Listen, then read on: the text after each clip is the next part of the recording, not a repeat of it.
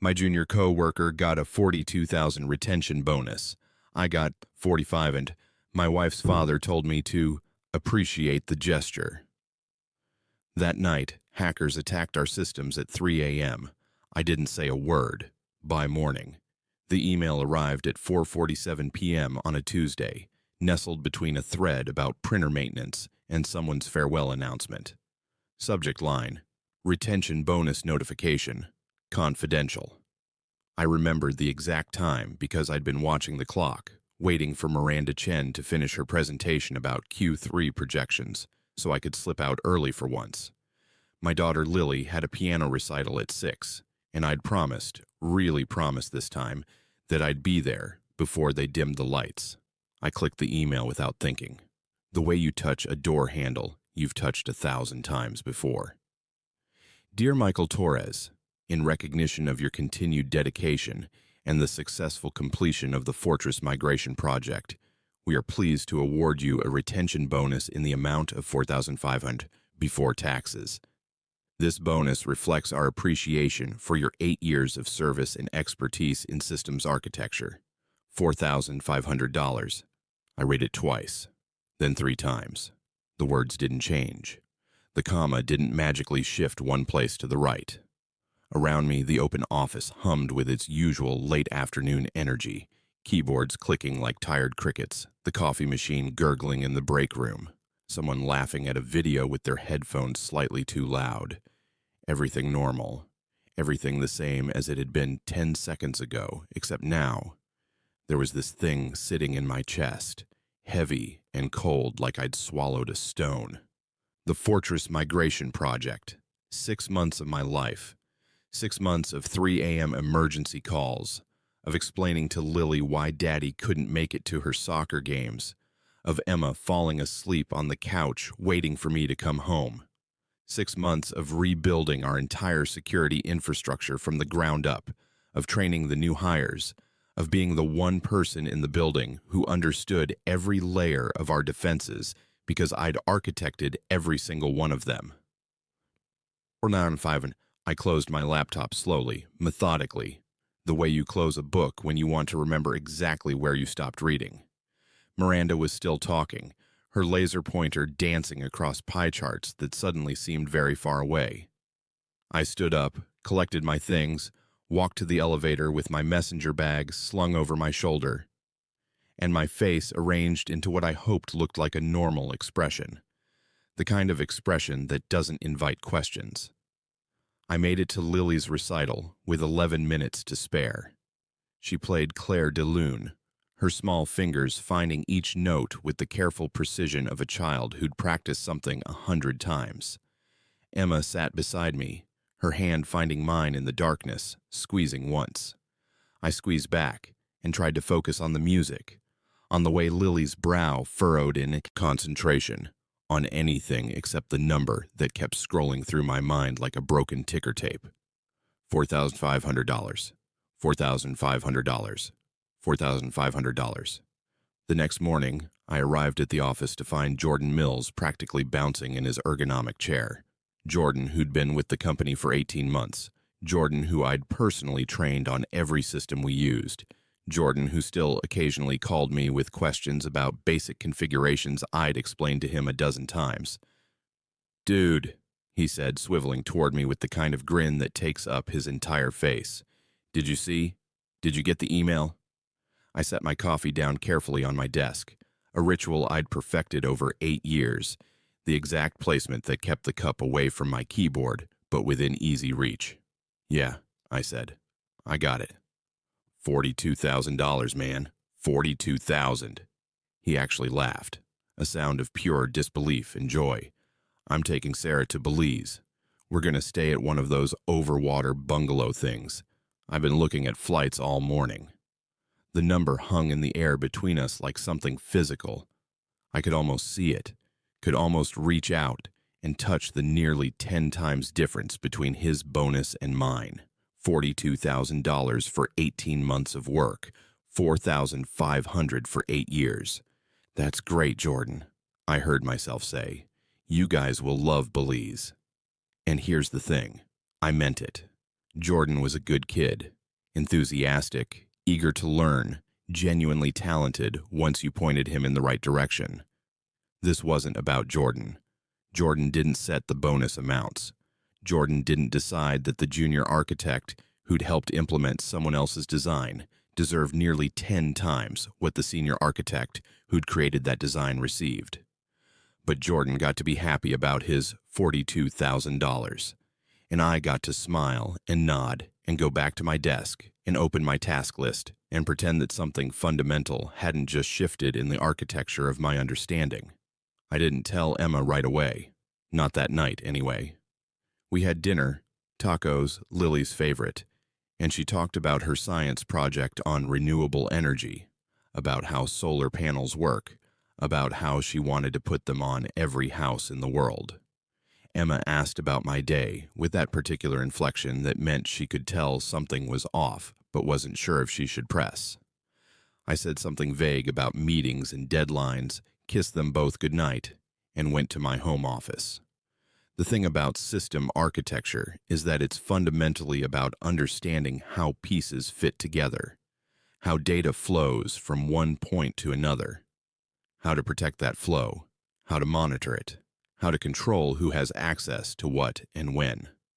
It's about seeing the invisible structure that holds everything together, the scaffold behind the facade. I'd built our scaffold. Every firewall rule, every access protocol, every failsafe and backup system. I knew them the way you know the rooms of your own house in the dark. I could navigate them blind. I sat in my office in the blue glow of my monitors, and I didn't do anything. I just sat there thinking about numbers, and effort, and value, and recognition. About what it means when a company tells you, in the most quantifiable way possible, exactly what it thinks you're worth.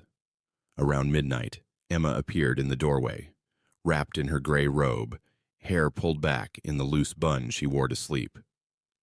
"You're doing that thing," she said softly. "What thing?"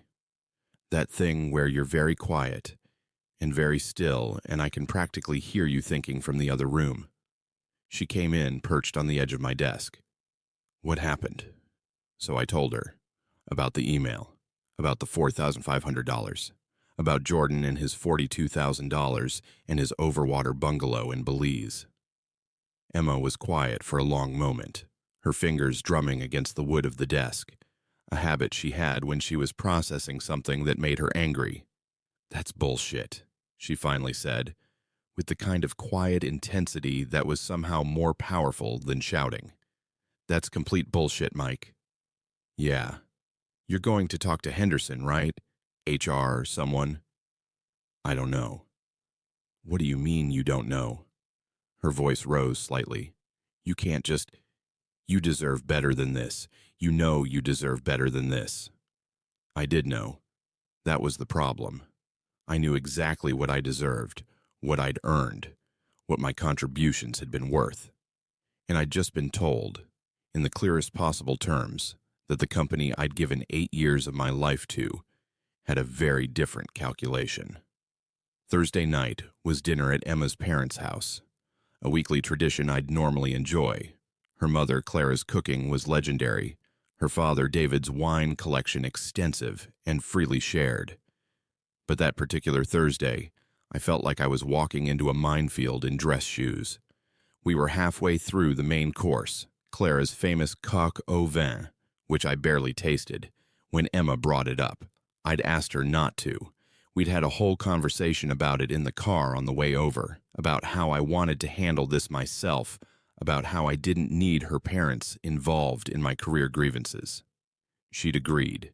She'd nodded and said okay, and squeezed my hand. But somewhere between the salad course and the wine refills, I watched her reach her limit. "Dad," she said, setting down her fork with deliberate care, "Mike got screwed over by his company this week." David looked up, his reading glasses perched on his nose, even though we were at dinner, a habit that drove Clara crazy. He was a senior partner at a law firm downtown, the kind of man who'd spent 40 years learning to read people and situations with surgical precision. "Oh," he said mildly. What happened? Emma laid it out. The retention bonus. The $40,500 versus $42,000. The 8 years versus 18 months. The fortress migration project and everything I'd sacrificed for it. She was clinical about it, presenting facts the way she'd learned from watching him. But I could hear the anger underneath, tight and controlled. David listened without interrupting, swirling his wine occasionally, his expression giving nothing away. When Emma finished, he was quiet for a moment, considering. That does sound frustrating, he said finally. Though I'm not sure we have the full picture. Companies have complex compensation structures. There are often factors we don't see from our individual positions. Market adjustments, retention risk assessments, budget allocations by department. Dad, I'm not saying it's fair, Emma. I'm saying there's likely context we're missing. He turned to me, his expression kind but firm, the way you'd talk to someone who needed gentle correction. Mike, I understand you're disappointed, but $4,500 is nothing to sneeze at. In this economy, with the way tech companies are doing layoffs left and right, you should appreciate the gesture. Some people are getting nothing. Some people are getting pink slips. Appreciate the gesture. 4 words, 8 syllables, delivered with the patient condescension of someone who'd never worried about whether his contributions were valued, never had to wonder if the people he'd trained were being compensated 10 times what he was for a tenth of the work. Emma's face flushed red. Dad, that's not... I'm just offering perspective, David continued smoothly. Sometimes we get so focused on what we think we deserve that we lose sight of what we actually have. A job, a salary, a bonus, even a small one. Those are blessings, especially right now. Clara tried to change the subject, asking Lily about school, but the rest of dinner passed in a fog. I smiled when I was supposed to smile, nodded when I was supposed to nod, and excused myself early to help Lily with her homework in David's study. In the car on the way home, Emma was furious. I can't believe he said that. Appreciate the gesture. Like you should be grateful for scraps. Like you didn't earn every penny of what Jordan got and more. It's fine, I said, though it wasn't. It's not fine. None of this is fine. She was right, of course. But what was I supposed to do? March into Henderson's office and demand an explanation? File a complaint with HR about how my bonus didn't match my junior colleagues? Write a strongly worded email about my disappointment in the company's compensation decisions? The truth was, I didn't know what to do, so I did what I'd been doing all week. I went to work, I did my job, I maintained the systems I'd built, and I tried not to think too hard about the arithmetic of my worth. Friday afternoon, Henderson called me into his office. Robert Henderson, VP of IT Operations, my direct supervisor for the past 3 years. He was a good manager by most measures, fair, responsive, generally supportive of his team. We'd always had a solid working relationship. Mike, come in, close the door. He gestured to the chair across from his desk, already looking uncomfortable. I wanted to touch base about the retention bonuses. Okay, I said neutrally. I know the amount might have been less than you expected. He shifted in his chair, straightened a stack of papers that didn't need straightening. I want you to understand, these decisions came from above my pay grade. Finance and executive leadership set the budget allocations. I went to bat for you, Mike. I really did. But there were constraints, and the final numbers weren't up to me. I understand, I said, because what else was there to say? You're a valuable member of this team. Critical, actually. The work you did on Fortress. It's the foundation of our security posture going forward. Everyone knows that. Everyone appreciates it. Appreciation. That word again. The thing is, Henderson continued, leaning forward with his hands clasped on the desk, Jordan's situation is a bit different. He had another offer. Did you know that? Tech startup, aggressive recruiting, nearly double his current salary. We were at serious risk of losing him, and with the hiring freeze, we couldn't afford that gap in coverage. So the retention bonus in his case was more of a strategic necessity. And there it was, the logic that made perfect sense from a business perspective and no sense at all from any other angle. Jordan got $42,000 because he was ready to leave. I got $4,500 because I'd stayed. Loyalty apparently was its own reward, and that reward was worth exactly $4,500. Makes sense, I said, standing up. Is there anything else? Henderson looked like he wanted to say more, but whatever it was, he swallowed it. No, that's all. Thanks for understanding, Mike. I walked back to my desk in a haze, sat down, stared at my monitors. 3 screens full of system logs, network diagrams, security protocols. The invisible architecture of everything the company did, everything it was, all the data and communications and transactions that made it function. All of it running on systems I'd designed. All of it protected by defenses I'd architected. All of it worth, apparently, $4,500 of appreciation. That night, I couldn't sleep. Emma was breathing softly beside me, Lily safely asleep down the hall, and I was staring at the ceiling in the dark, thinking about value and worth and the strange mathematics of corporate gratitude. My phone was on the nightstand, work email disabled after 10 p.m. per Emma's rule, but my laptop was in my office, and my credentials, all of them, were memorized. I thought about the fortress system, about the elegant redundancies I'd built into it, the multiple layers of defense, the monitoring systems that watch for threats in real time. I thought about the emergency protocols, the escalation procedures, the exact chain of actions that would happen if someone tried to breach our perimeter. I thought about the fact that I was the only person in the company who truly understood all of it. Jordan knew pieces, the rest of the team knew pieces, but the complete picture, the full architecture, the way all the components work together, that existed in exactly one place. My head. At 2:47 a.m., my phone lit up with an alert I'd disabled after hours. System breach detected. Level 5 threat. All hands emergency. I picked up the phone, looked at the screen, felt Emma stir beside me. "What is it?" she mumbled, still half asleep. "Nothing," I said quietly, setting the phone face down on the nightstand. "Just a spam notification. Go back to sleep." She made a soft sound of acknowledgement and rolled over. The phone buzzed again, then again. Emergency escalation protocol activating. Then a call coming through. Henderson's number. I silenced it. Then I turned the phone completely off, set it back on the nightstand, and closed my eyes. "Appreciate the gesture," David had said. So I did. By morning, the world would be very different.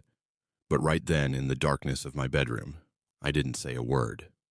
I just lay there, listening to Emma breathe, counting the seconds between my heartbeats, and waiting for the sun to rise on whatever came next.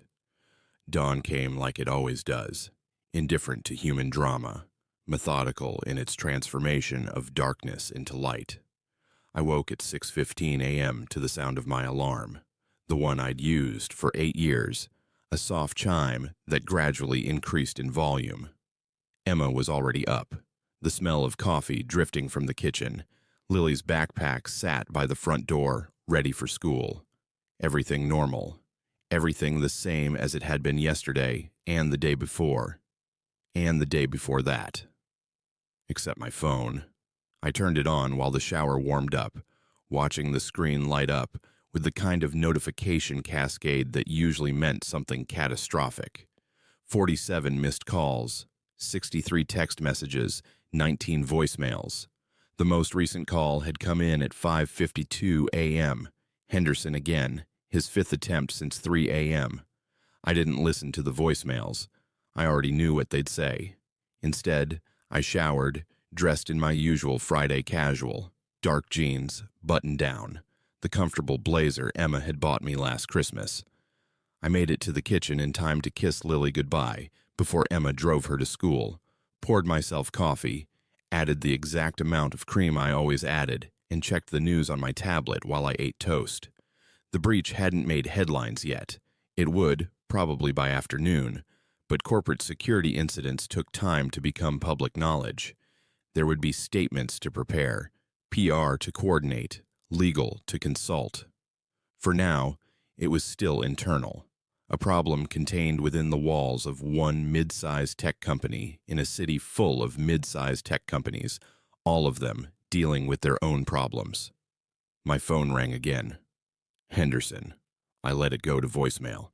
Emma came back into the kitchen, keys jangling in her hand, and stopped when she saw me sitting there calmly drinking coffee. "Aren't you going in?" she asked, checking her watch. "It's almost 7:30. "I'll head in soon," I said, finishing breakfast first. She looked at my phone, face down on the table, then back at me. That particular expression she got sometimes, the one that meant she was reading between lines I hadn't even written yet. "Mike," she said slowly. "What's going on?" "Nothing, just not rushing in today." "You never rush in anyway. You leave at 7:20 every morning. It's 7:29. I took another sip of coffee. "Maybe I'm starting a new routine." She stood there for a moment longer, uncertainty flickering across her face, then grabbed her own coffee mug and sat down across from me. "Talk to me." "There's nothing to talk about. Your phone has been vibrating non-stop since I got back from Lily's school. That's not nothing." "Work stuff," I said. "It can wait." Can it? Could it? That was the question, wasn't it? For 8 years, nothing at work could wait. Every alert, every call, every emergency. I dropped everything. Birthday dinners interrupted. Weekend plans canceled. Vacation time spent on my laptop in hotel rooms. Emma and Lily at the beach while I debugged systems from a rented condo. 8 years of treating every work crisis like it was life or death, because that's what you did when you were the one person who could fix things. 8 years of being indispensable. And my reward for that indispensability was $45 and a suggestion to appreciate the gesture. "Yeah," I said finally. "It can wait." I arrived at the office at 9:47 a.m., nearly 2.5 hours later than usual. The parking lot was already full, which was unusual for a Friday. Most people worked from home at least one day a week. Through the glass doors, I could see unusual activity in the lobby.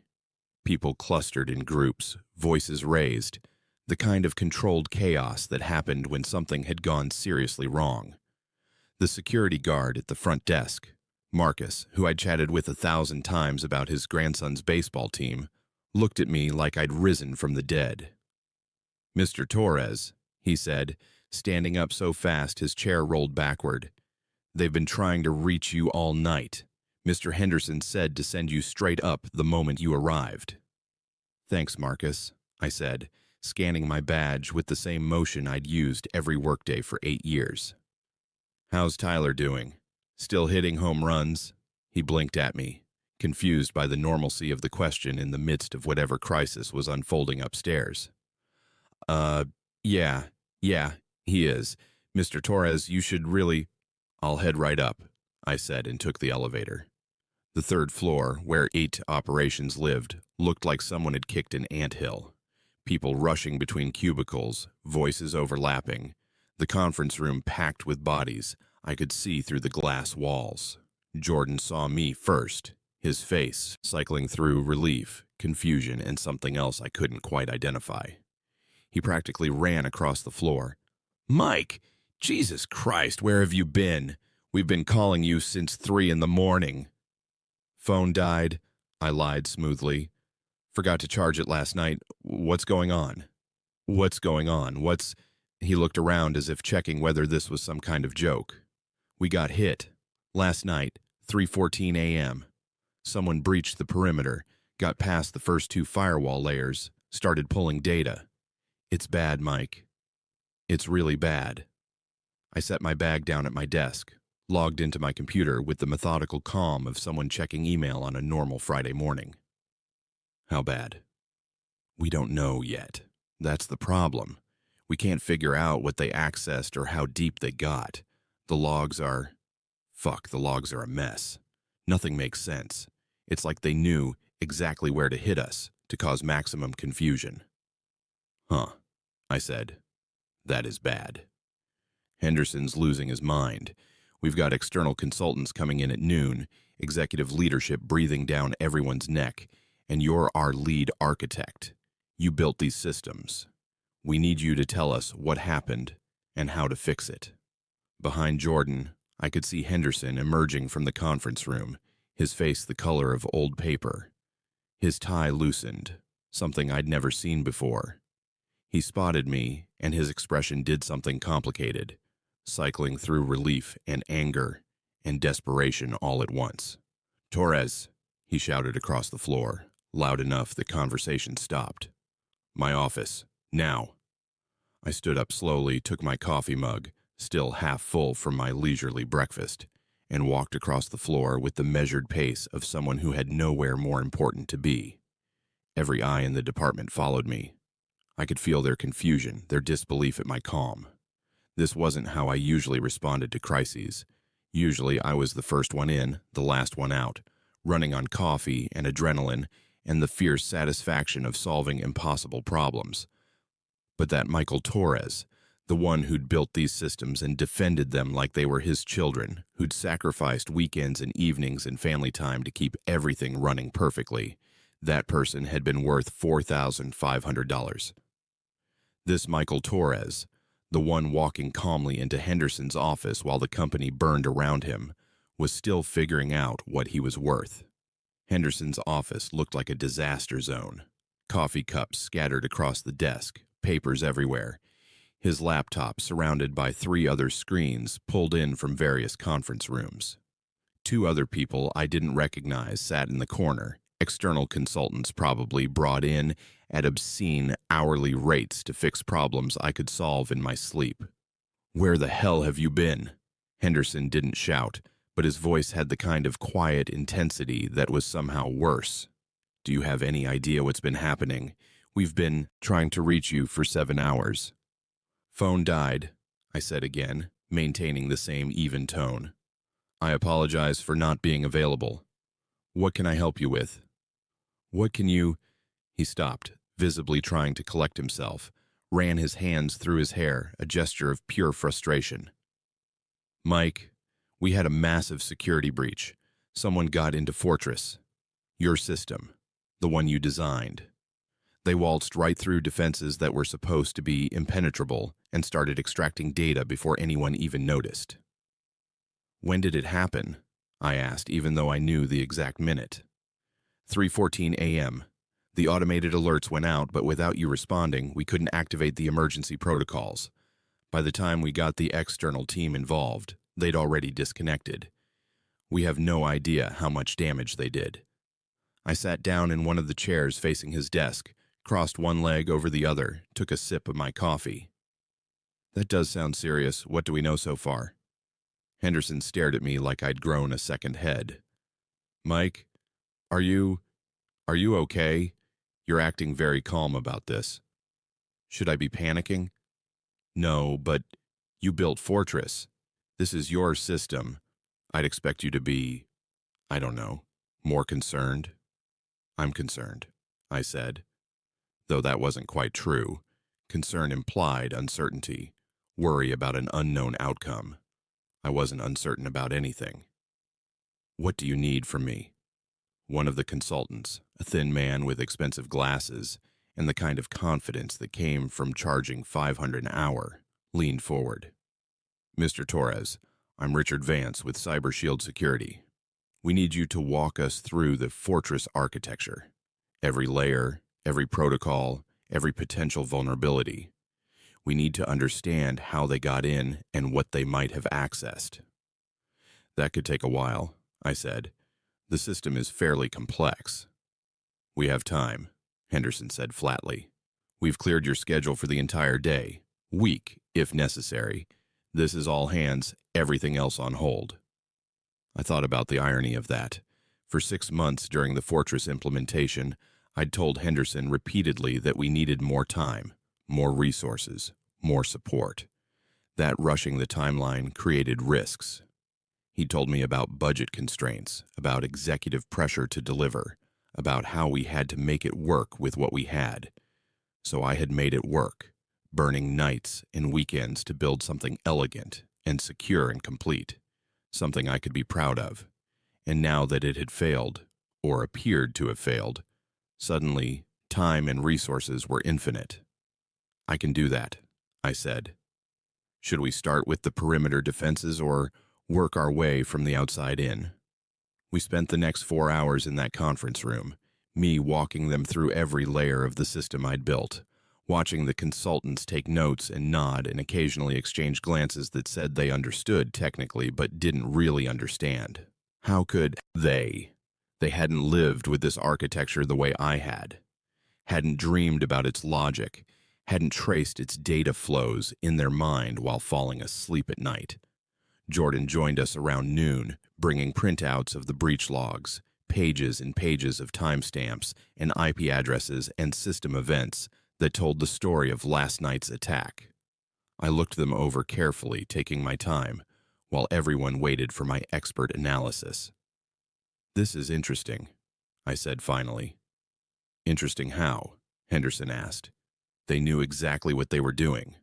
Look at the timing here." I pointed to a sequence of events in the logs.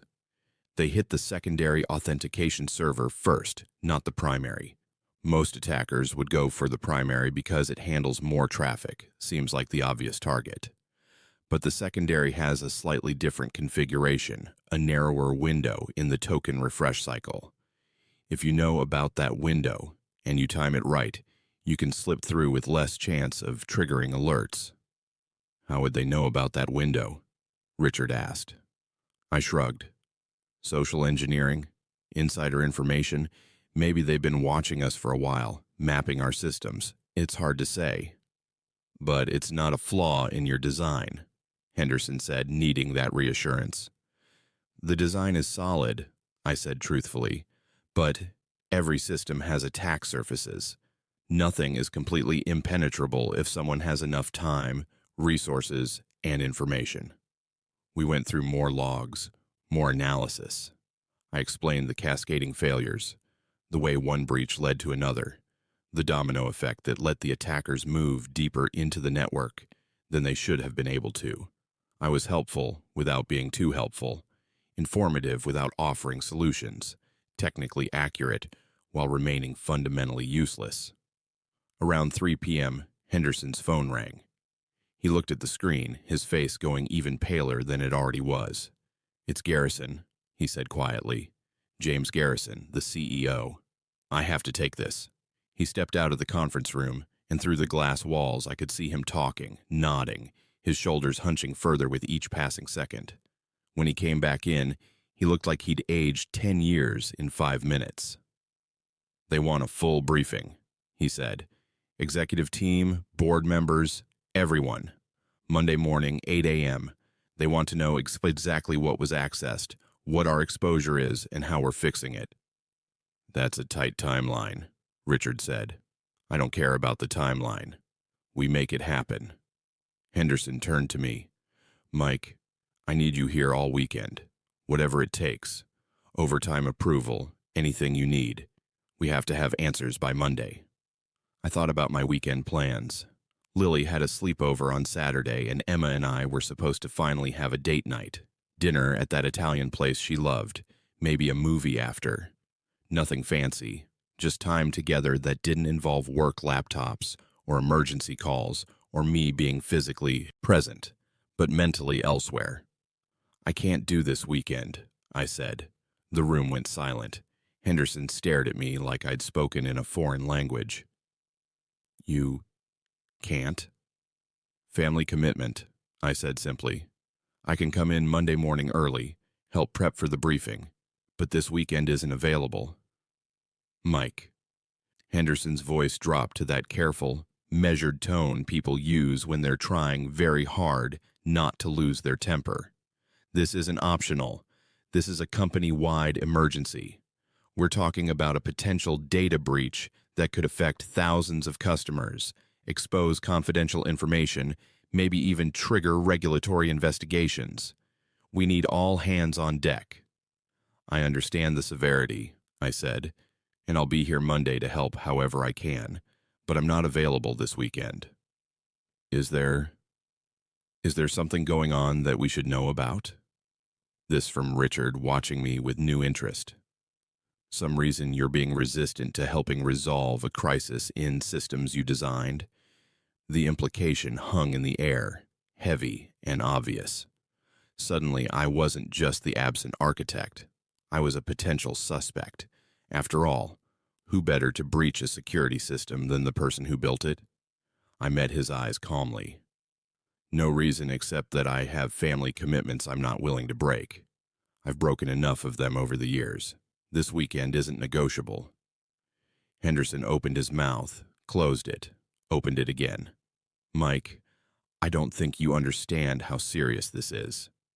I understand perfectly, I said.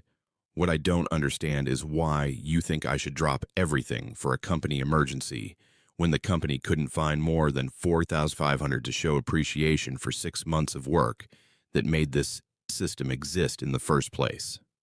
There it was, the thing we'd all been dancing around, the elephant that had been sitting in every corner of every conversation since Tuesday afternoon. The number that had seemed so small, so insignificant, until it became the unit of measurement for everything else. Henderson's face shifted through several expressions before settling on something like understanding mixed with frustration. Mike, we talked about this. Those decisions came from above my level. I went to bat for you. I know, I said, standing up, and I appreciate the gesture.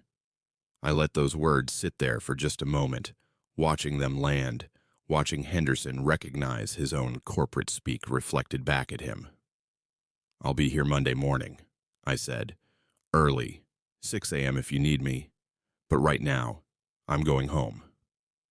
I walked out of the conference room, past Jordan, who stood frozen by his desk, past the clusters of colleagues who'd been watching through the glass walls, past Marcus at the front desk, who looked at me with something like awe.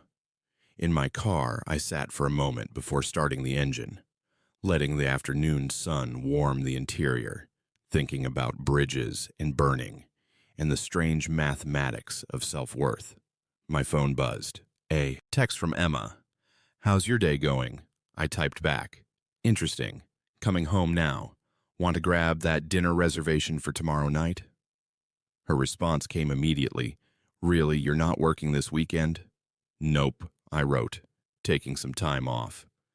3 dots appeared, disappeared, appeared again. Finally. Who are you, and what have you done with my husband? I smiled despite everything and started the car. Behind me, in that building full of panic and confusion and expensive consultants who couldn't fix problems they didn't understand, the company I'd given 8 years to was trying to figure out how to survive a crisis. And I was going home to my family. By Monday morning, they'd either have their answers or they wouldn't. Either way, I'd show up at 6 a.m. like I'd promised, ready to help. Or maybe ready for something else entirely. The weekend stretched ahead, full of possibilities I'd rarely let myself consider. Time with Emma, time with Lily, time to think about what came next, now that I'd finally stopped running towards something I was never going to catch. Appreciation, I'd learned, was worth exactly what you let it be worth. And silence, it turned out, could be worth a whole lot more. Saturday morning arrived with unexpected grace, no alarms, no emergency calls, no laptop open on the kitchen counter, while I grabbed coffee between crisis responses. Just sunlight filtering through the bedroom curtains, Emma still asleep beside me, and the rare, disorienting luxury of waking up naturally at 8:47 a.m. on a weekend. I lay there for a while, listening to the house. Lily was already up. I could hear the distant sound of cartoons from the living room, the familiar theme song of whatever show she was currently obsessed with. Somewhere down the street, someone was mowing their lawn. A dog barked. Normal sounds. Weekend sounds. The kind of sounds that had been background noise in a life I'd been too busy to fully inhabit. Emma stirred, rolled over, opened one eye to look at me. "You're still here," she said, voice rough with sleep. "Where else would I be?" "Work. Where you've been every Saturday for the past 6 months."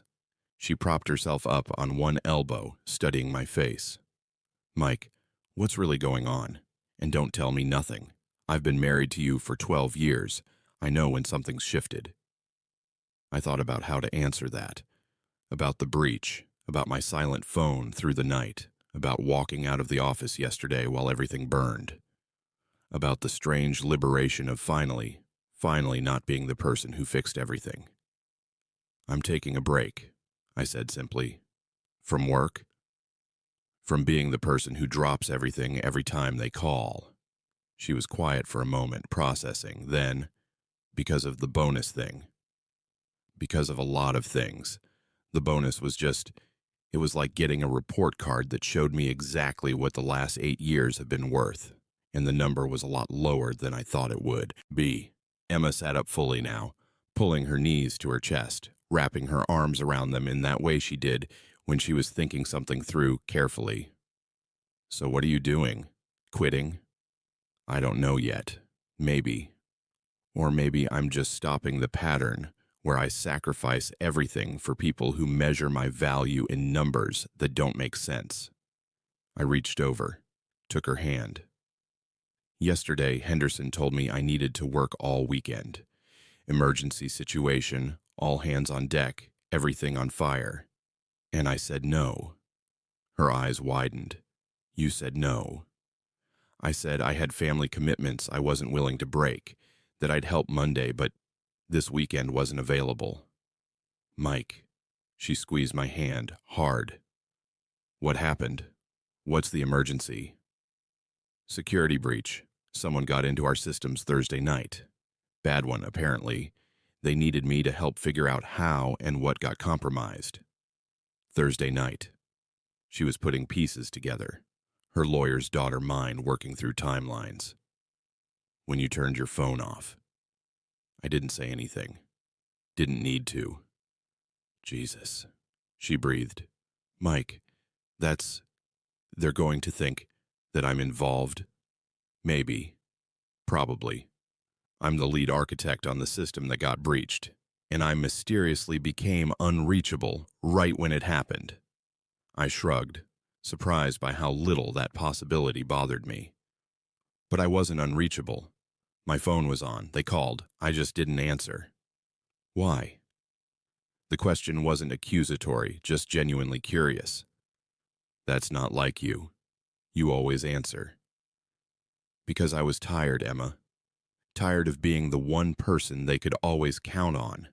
The one who'd always drop everything. Who'd always sacrifice family time and personal time and sleep and sanity to fix their problems. And I wanted to see what would happen if I just didn't." She pulled me into a hug then, fierce and sudden, her face pressed against my shoulder. When she pulled back, her eyes were bright with something between tears and triumph. "Good," she said. "God, Mike, finally. I've watched you kill yourself for that company for years. Every time you miss Lily's recitals, every time you're on your laptop during dinner, every time you're physically here, but mentally somewhere else fixing their problems. I've wanted to shake you and tell you to stop. But I couldn't, because it's your career, your choice. And I had to trust you knew what you were doing." I thought I did know. I thought if I worked hard enough, proved my value enough, they'd recognize it. That's how it's supposed to work, right? Dedication equals reward. Sacrifice equals recognition. Except it doesn't, Emma said quietly. Not always. Sometimes sacrifice just equals more sacrifice. Sometimes the more you give, the more they expect, until giving everything becomes the baseline, and anything less feels like betrayal. She was right. That was exactly what had happened. Somewhere along the way, my excellence had become expected, my availability assumed, my extra effort invisible. The miracle of what I'd built had become just the way things were, And when they'd calculated my retention bonus, all that history of going above and beyond had apparently counted for nothing, or counted for 4,500 anyway, which in the calculus of corporate appreciation might as well have been nothing. We spent Saturday doing ordinary things that felt extraordinary in their simplicity. Breakfast together, pancakes, Lily's request, with far too much syrup. A trip to the farmer's market where Emma bought vegetables we'd probably actually cook this week instead of ordering takeout while I worked late. Lily's sleepover preparation, which involved packing her bag 3 times because she kept remembering crucial items she couldn't possibly survive without. Her favorite stuffed elephant, her special pillow, the friendship bracelets she'd made for her friends. Around 2 p.m., after we dropped Lily at her friend's house, Emma and I found ourselves alone for the first time in months. Actually alone, with no work emergencies looming, no laptop open, no part of my mind calculating system architectures and security protocols. We went to the botanical gardens, a place Emma loved, and I'd always claimed to enjoy but never really had time to appreciate. We walked slowly through the paths, past flower beds in late-season bloom, around ponds where koi fish drifted like living paintings.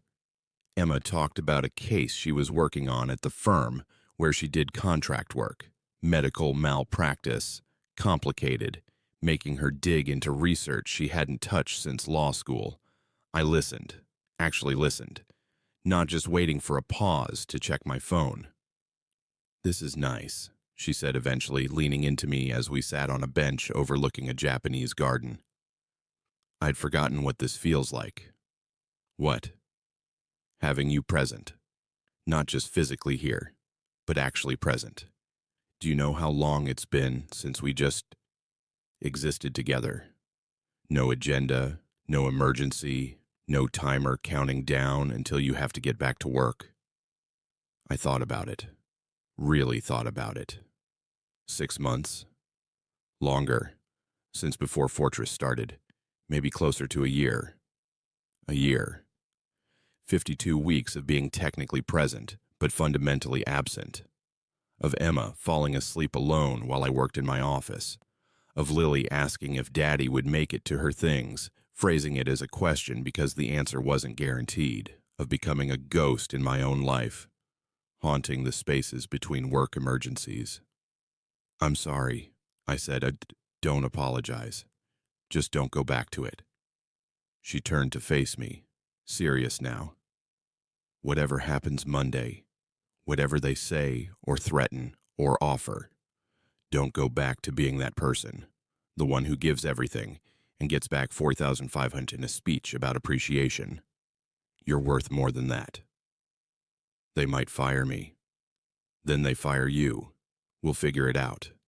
Your skills are valuable, Mike.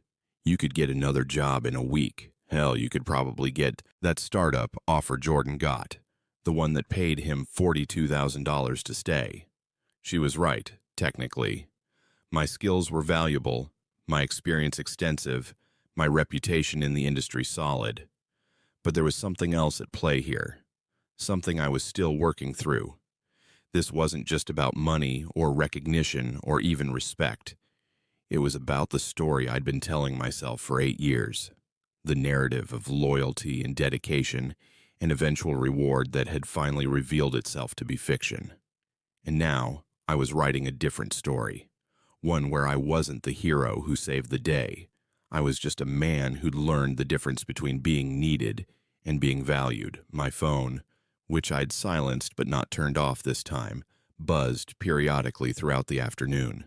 Text messages from Henderson, from Jordan, from people in IT I barely knew, all reaching out with variations of the same message. "Where are you? We need you. This is urgent." I checked them occasionally, scrolled through without responding, then put the phone away, and went back to being present with Emma. Around sunset, as we sat at the Italian restaurant she loved, candlelit, intimate, the kind of place where conversations happened in quiet tones over wine that cost more than it should, my phone buzzed with a call. Not Henderson this time. David, Emma's father. I looked at the screen, then at Emma. "Don't answer it," she said immediately. "Whatever he wants, it can wait." But I was curious now. What would prompt David to call me on a Saturday evening? We weren't close enough for social calls, and Emma had said she hadn't told her parents about the breach situation. "Give me just a second," I said, and stepped outside to take the call. "Michael." David's voice had that particular quality it got when he was exercising professional authority. "I'm calling as a courtesy. I had lunch with James Garrison yesterday." James Garrison, the CEO of my company. Of course, David would know him. They probably ran in the same circles, belonged to the same clubs, played golf at the same courses. "Okay," I said neutrally. He mentioned they're dealing with a significant security incident, a breach that has the board very concerned about liability exposure. He also mentioned that their lead systems architect, you, has been difficult to reach during the crisis. "I've been spending time with my family." "Mike, I don't think you understand the seriousness of this situation. From what James described, this could be catastrophic for the company.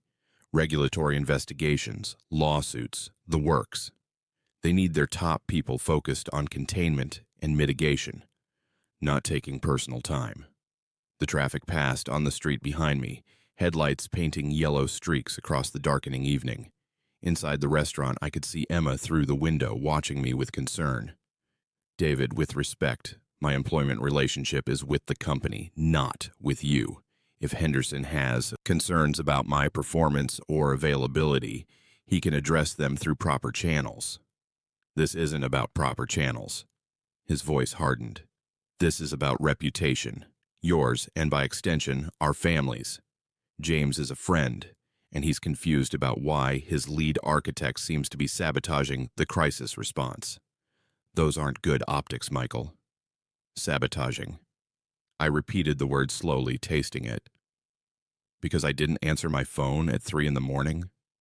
Because you're not being a team player? Because when the company needed you most, you disappeared? And now you're ignoring calls and prioritizing personal time over professional responsibility? That's not the behavior of someone who wants to advance in their career. It's the behavior of someone who's already checked out." Maybe he was right about that last part. Maybe I had checked out in the moment when I saw that 4,500 bonus notification and felt the floor drop out from under 8 years of assumed value. "I appreciate your concern," I said, keeping my voice even. "But I've committed to being there Monday morning, and I will be. What happens between now and then is my personal time, and I'm choosing to spend it with Emma and Lily, just like you suggested last week, appreciating what I have rather than focusing on what I think I deserve." I could hear him inhale sharply, recognizing his own words reflected back at him. "Don't make this about the bonus," he said. "That's petty, Michael. This is bigger than compensation. This is about character, about integrity, about being the kind of person who steps up when things get difficult, not the kind who holds grudges and makes everyone else suffer for perceived slights." Perceived slights. 42,000 versus 4,500, and David was calling it a perceived slight. The arithmetic of disrespect reduced to a matter of perception, as if the numbers themselves weren't objective, weren't real, weren't a statement of value printed in the clearest possible terms. "I need to get back to my dinner," I said. "Emma's waiting. I'll talk to you later, David." "Michael," I ended the call and turned off my phone completely. Not silenced. Off. Then I went back inside, slid into the booth across from Emma, and took a long drink of wine. "What did he want?" she asked. "To tell me I'm damaging the family reputation by not being a team player during the company crisis." Her face flushed red. "He said that? How does he even know about... Oh, he had lunch with your CEO. They're friends, apparently. Country club buddies or whatever. Garrison told him about the breach, about me being unreachable, and David decided it was his responsibility to call and straighten me out." "I'm going to kill him," Emma said flatly. "I'm going to drive over there right now and..." Don't. I reached across the table, took her hand. It's fine. It's actually kind of clarifying, in a way. Helps me understand how all the pieces fit together. What do you mean? David knows Garrison. Garrison knows David. They're friends, part of the same network. And in that network, certain rules apply. You show up. You sacrifice. You put the company first. You appreciate the gesture when they throw you scraps, and you never, ever make waves that might embarrass your connections. Emma's jaw tightened. That's not how it should work. No, but it's how it does work. And I spent 8 years playing by those rules, thinking they'd eventually pay off, thinking loyalty was valuable. Turns out the only thing that's valuable is leverage, being willing to walk away, having other offers, making yourself scarce enough that they notice your absence. Like Jordan, she said quietly. Exactly like Jordan. He got $42,000 not because he was more valuable, but because he was willing to leave. Because he had leverage. I got $4,500 because I'd stayed, because I'd proven I'd always be there, always answer the phone, always fix the problems. And once you prove that, once you make yourself that reliable, your value decreases. You become infrastructure instead of talent. And infrastructure just needs to work. You don't reward it, you maintain it. The waiter arrived with our entrees, and we paused while he arranged plates, offered pepper, refilled water glasses. When he left, Emma was looking at me with an expression I couldn't quite read. "What are you going to do Monday?" she asked. "I don't know yet. Show up. See what they say. See what they offer, if anything." "And if they fire you?" I thought about that. Really thought about it. The fear that should have been there. The mortgage, the bills, the security of steady employment felt distant, theoretical. Maybe I was in shock. Maybe I'd finally reached the end of caring. Or maybe I'd just realized that the thing I'd been afraid of losing wasn't actually worth holding on to. "Then they fire me," I said, "and I find something else. Something where my value isn't measured in gestures and scraps." Emma smiled then, a real smile, the kind I hadn't seen from her in months. "Good, because I married someone brilliant and talented and capable of extraordinary things. And I've watched that person slowly disappear into a job that took everything and gave back almost nothing. So if they fire you," she raised her wine glass, "then maybe that's the best thing that could happen." We clinked glasses, sealed some unspoken agreement, and ate our dinner while the restaurant hummed with other people's conversations, other people's Saturday nights, other people's normal lives.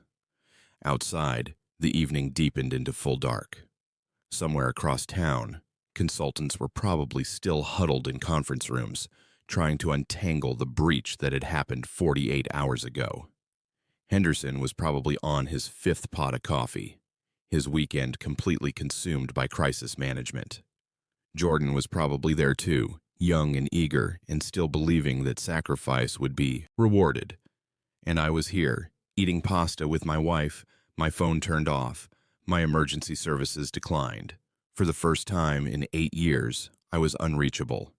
And it felt like freedom. Sunday was even quieter.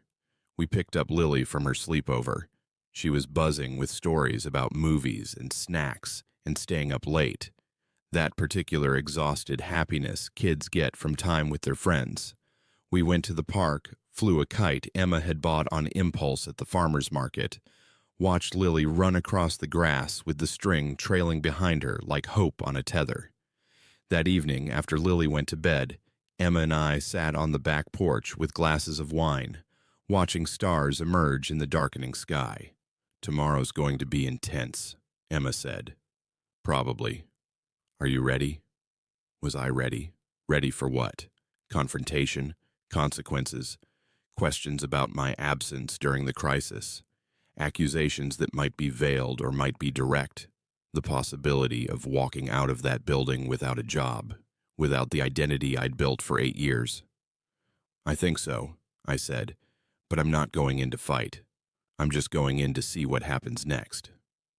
And if they want you to fix everything, to make it all better, to be the hero who saves the day, then I'll fix what I can, but on my terms, not theirs.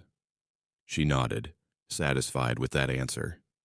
We sat in comfortable silence for a while, the kind of silence that exists between people who know each other well enough not to need constant conversation.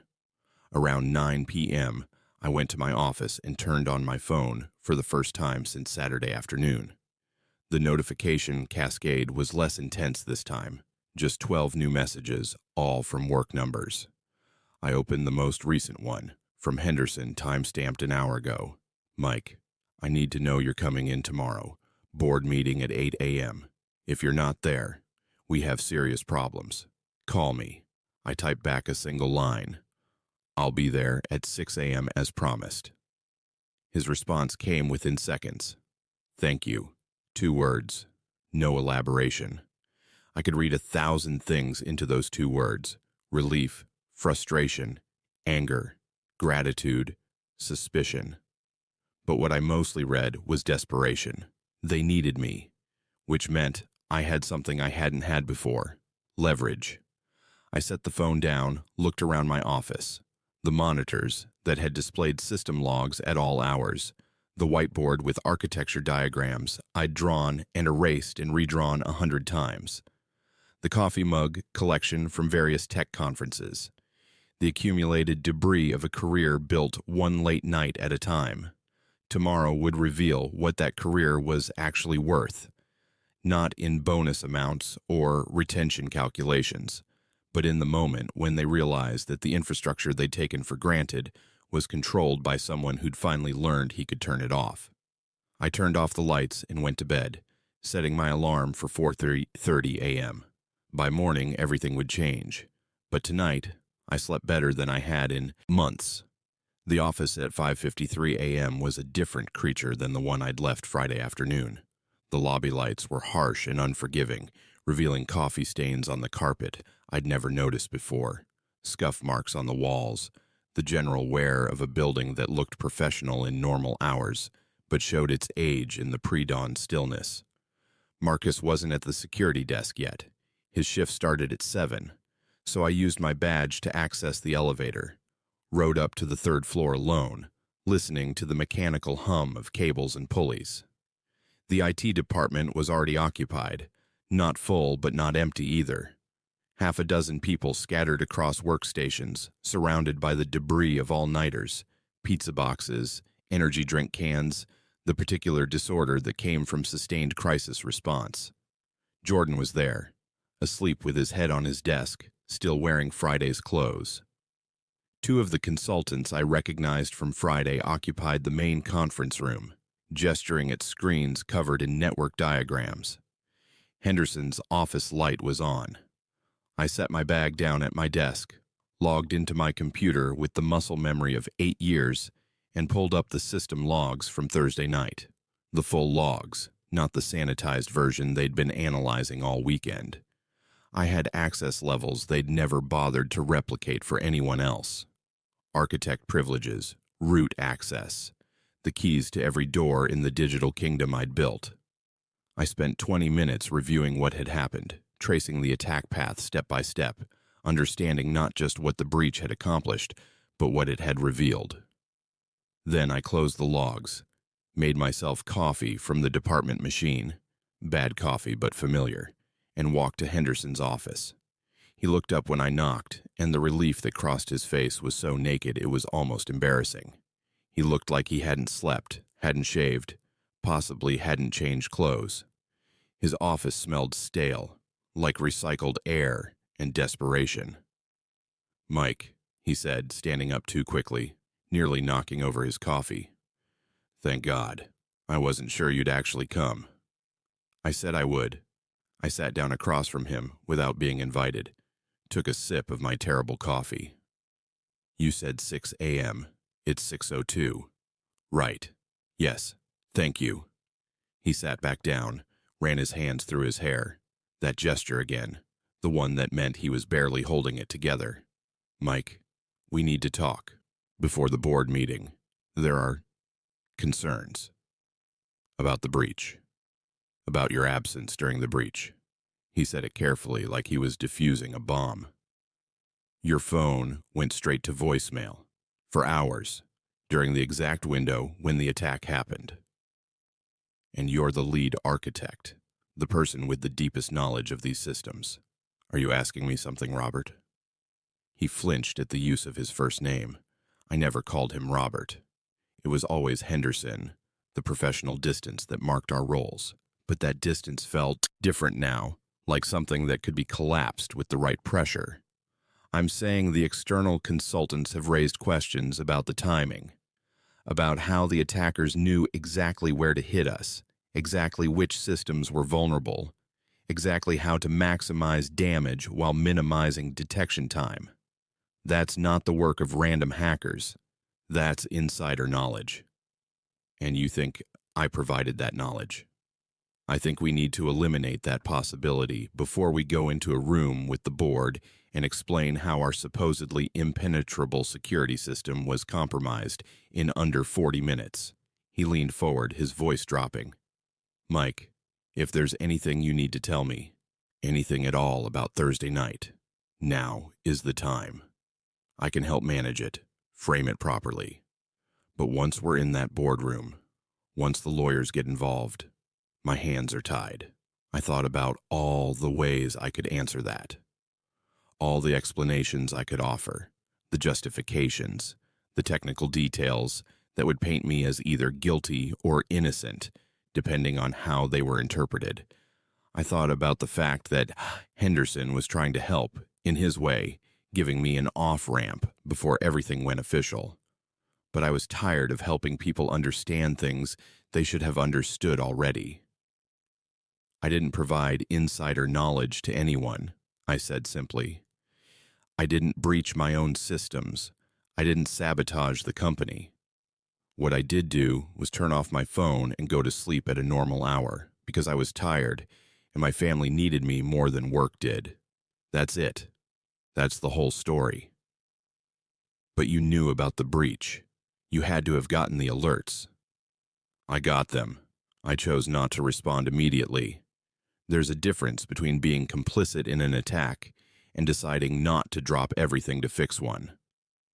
Henderson stared at me like I'd grown a second head. Mike, that's the same thing. When you're the lead architect, when you have the knowledge and access you have, choosing not to respond is effectively allowing the breach to continue. Is it? Because from where I'm sitting, we have an entire IT department. We have emergency protocols. We have redundant systems and fail-safes and backup personnel specifically so the company isn't dependent on any single person being available 24/7. If my absence for a few hours caused catastrophic damage, that's an organizational structure problem, not a Mike Torres problem. That's semantics. No, that's reality. You built a system where I was the single point of failure, where everything depended on me being constantly available, constantly sacrificing, constantly putting work above everything else. And when I finally stopped doing that, the system failed. That's on you, not me. His face went through several colors, settling on an unhealthy grayish tone. Mike, the board is going to ask very direct questions about your availability during this crisis, about why you were unreachable, about whether your dissatisfaction with your retention bonus played any role in your response time or lack thereof. There it was, the thing we'd been circling around since Friday. They thought this was revenge. They thought I'd sabotage them, or at minimum allow damage to occur because I was bitter about compensation. And maybe they weren't entirely wrong. My retention bonus, I said slowly, reflected the company's valuation of my contributions. $4,500 for 6 months of work that created the security infrastructure this entire organization depends on. Meanwhile, Jordan Mills, who I trained, who learned everything he knows from me, received $42,000 because he had a competing offer. That told me everything I needed to know about how the company calculates value. So this is revenge? No. This is me learning that loyalty is a liability, that sacrifice is penalized, that the only thing that matters in this company is leverage, being willing to leave, having other options, making yourself scarce. Jordan got rewarded for being willing to walk away. I got $4,500 for staying. So I stopped sacrificing. I stopped being constantly available. I started treating my job like a job instead of a calling. That's not revenge. That's just adaptation. Henderson was quiet for a long moment, his fingers drumming against his desk in an irregular rhythm. Outside his office, through the glass walls, I could see the rest of the department starting to wake up, Jordan lifting his head groggily, one of the consultants getting more coffee, the slow acceleration toward the board meeting that would determine everyone's immediate future. "Mike," Henderson said finally, his voice careful, "I need you to fix this. I need you to walk into that boardroom and explain exactly what happened, how bad the damage is, and what we're doing to prevent it from happening again. Can you do that?" "I can explain what happened," I said. "Whether you like the explanation is a different question." "What's that supposed to mean?" I stood up, drained the last of my coffee, set the cup down on his desk with deliberate precision. "It means you should probably look at the full logs from Thursday night. The actual logs, not the sanitized version the consultants have been working from. You might find them illuminating. I don't have access to the full logs. They're restricted to architect-level credentials." "I know." I smiled, and it wasn't a friendly expression. "I'll see you in the boardroom at 8. I spent the next 90 minutes at my desk, preparing. Not the kind of preparation Henderson probably imagined. Charts and graphs, explaining the breach, remediation plans, technical documentation. Instead, I compiled something different. A timeline. A very specific timeline that showed exactly what had happened Thursday night, minute by minute, with context that the board might find interesting. Jordan shuffled over around 7:15, looking like death warmed over, clutching coffee like it was the only thing keeping him upright. "Mike," he said, his voice scratchy. "Man, where have you been? We've been dying here all weekend. These consultants don't understand our systems like you do. They kept asking questions I couldn't answer, looking for documentation that doesn't exist because it's all in your head." "Sorry," I said, not sounding particularly sorry. "Family stuff. Family stuff." He repeated it like the words didn't make sense. "Mike, this was a massive breach, potentially millions in liability. We needed you. You have 42,000 reasons to figure it out yourself." He blinked, confused, then understanding dawned across his face. Oh, this is about the bonuses. Mike, come on, that's not fair. I didn't ask for that amount. I just told them about my other offer and they made a business decision. I finished for him, based on leverage and risk assessment, just like I'm making a business decision now about how much of myself I'm willing to sacrifice for a company that values sacrifice at $40,500. That's not what the bonus meant. They value you. Everyone knows that. Do they? Because from where I'm sitting, they value you 9 times more than they value me. And you've been here 18 months to my 8 years. So either their valuation system is deeply broken, or they correctly assessed that my loyalty made me cheap.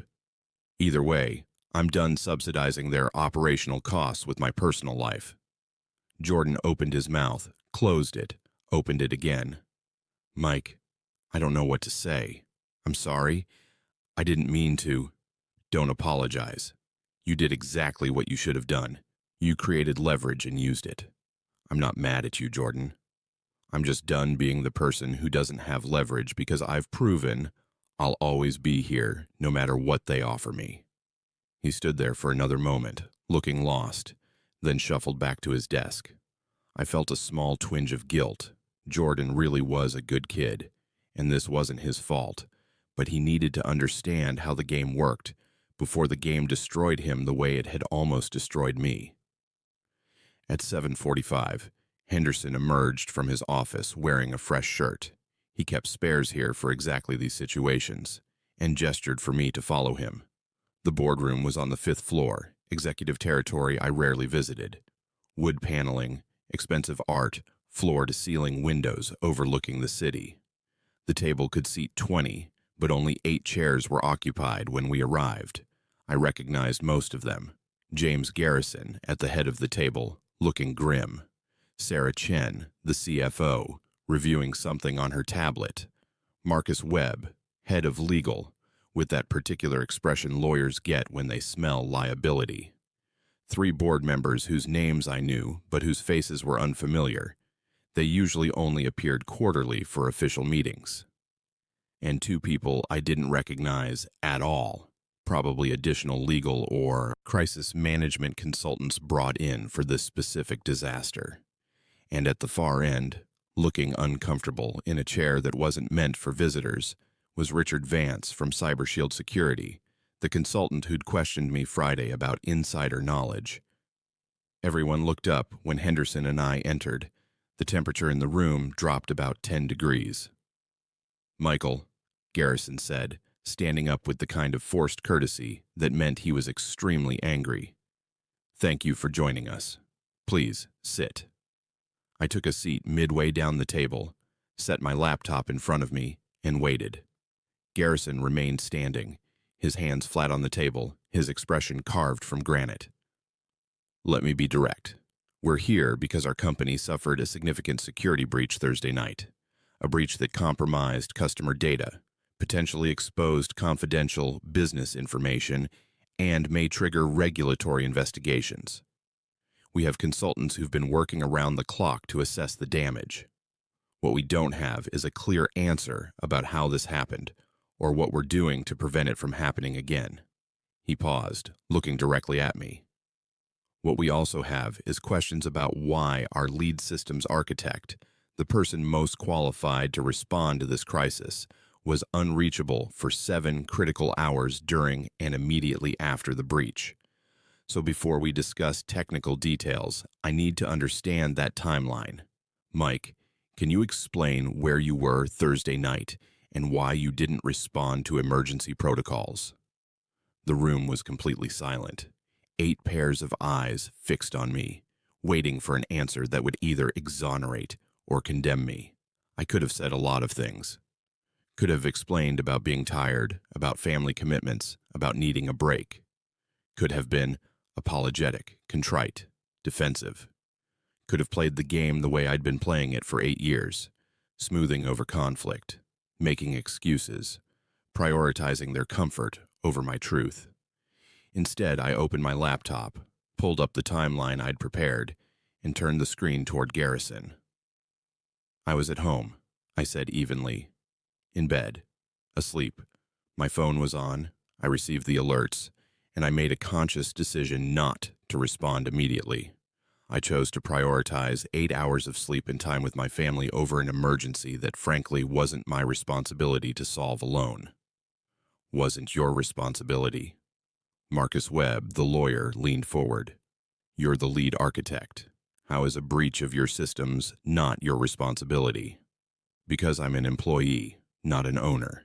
Because I'm paid a salary for specific hours and specific duties, and being on call 24/7 was never in my job description. Because this company has incident response protocols, redundant staff, and backup systems specifically designed to function when key personnel are unavailable. If those systems failed, that's an organizational problem, not a personal failing." "That's a very convenient interpretation," Webb said coldly. "It's the correct interpretation. But if you want to discuss what happened Thursday night, I'm happy to walk you through it. All of it. Including some context I think you'll find illuminating." I turned my laptop around so the screen faced the room. "This is the complete timeline of the breach, with administrative logs that only architect-level credentials can access. Shall I begin?" Garrison exchanged glances with Webb, with Sarah Chen with the board members. Some unspoken communication passed between them, a decision made in eye contact and subtle nods. "Please," Garrison said, sitting back down. "Walk us through what happened." I advanced to the first slide of my timeline. At 3:14 a.m. Thursday morning, an external actor gained initial access to our network through a vulnerability in the secondary authentication server. The attack was sophisticated, well-planned, and demonstrated detailed knowledge of our system architecture. Richard Vance nodded. "That's consistent with what we found. The question is how they obtained that knowledge." "I'm getting to that," I said. The attacker moved through our systems with unusual precision, hitting exactly the right targets to maximize data access while minimizing alert triggers. They extracted approximately 47 gigabytes of data over the course of 33 minutes before disconnecting. "What data?" Sarah Chen asked sharply. "Customer information? Financial records?" "Neither, actually. That's what's interesting." I advanced to the next slide, showing the file access logs.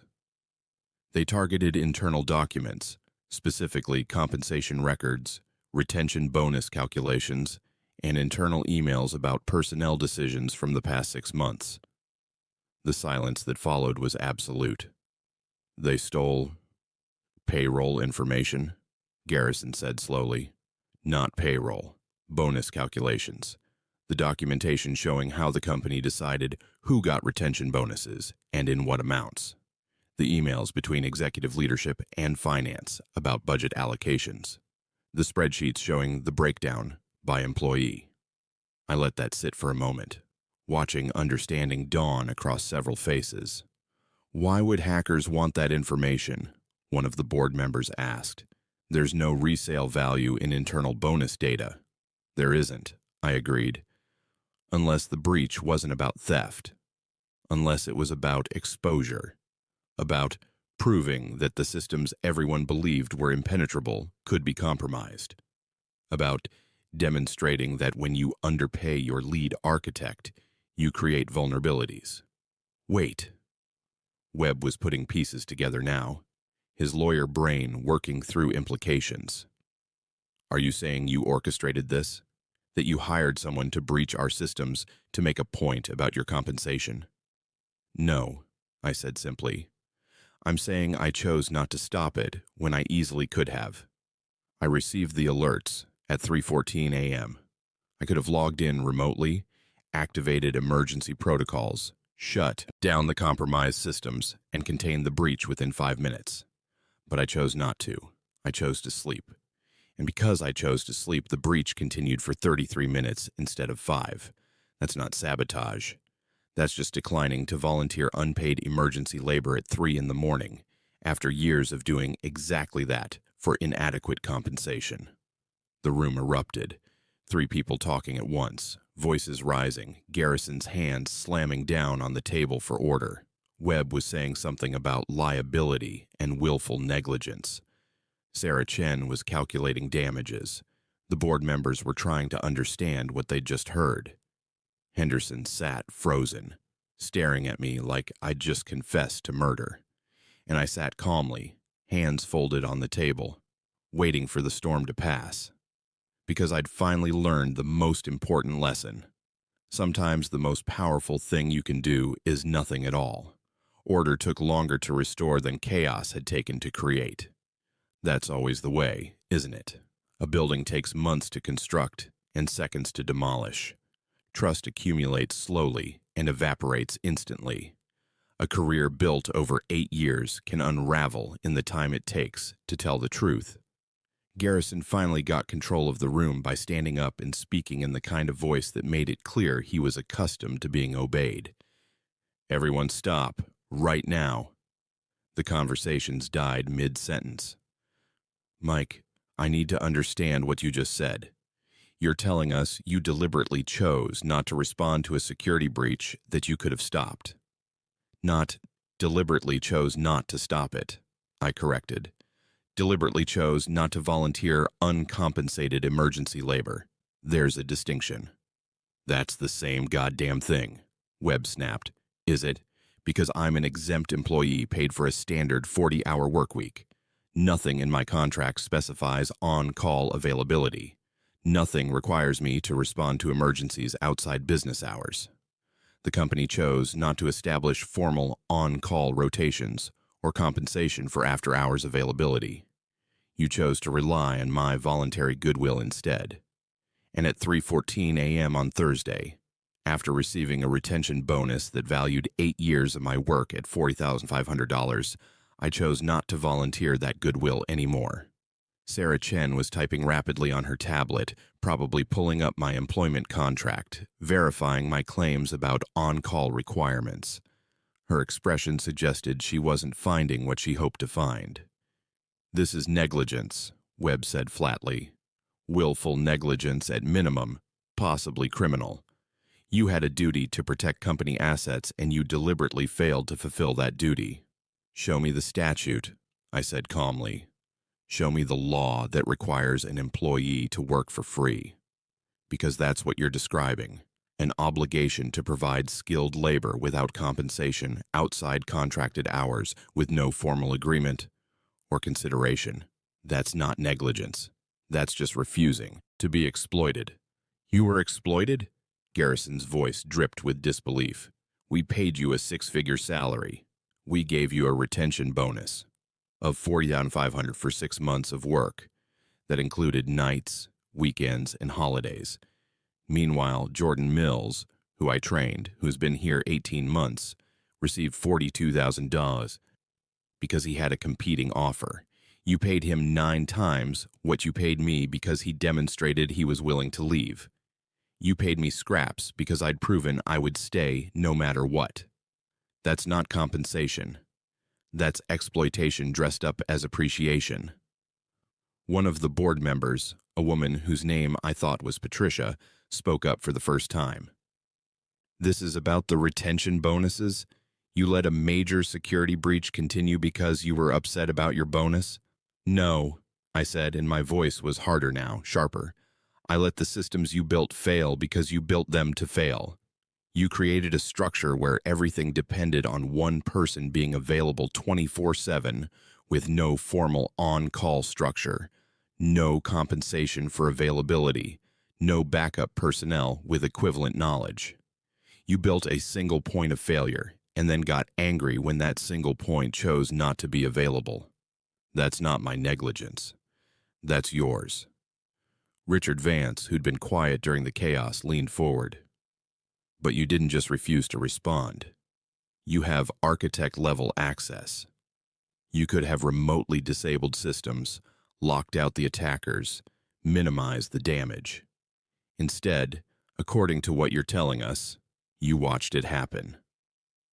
"I didn't watch anything. I was asleep. My phone received alerts. I woke up enough to see them and made a decision. The same decision millions of people make every day when their phone buzzes after hours. I chose not to check work email. I chose not to respond to an emergency that wasn't mine to solve alone. And then I went back to sleep. While our systems were being compromised. While your systems, not my systems, were experiencing the natural consequences of poor organizational planning." Henderson spoke for the first time since we'd entered the room, his voice hollow. "Mike, I don't understand. This isn't like you. You've always been the person we could count on.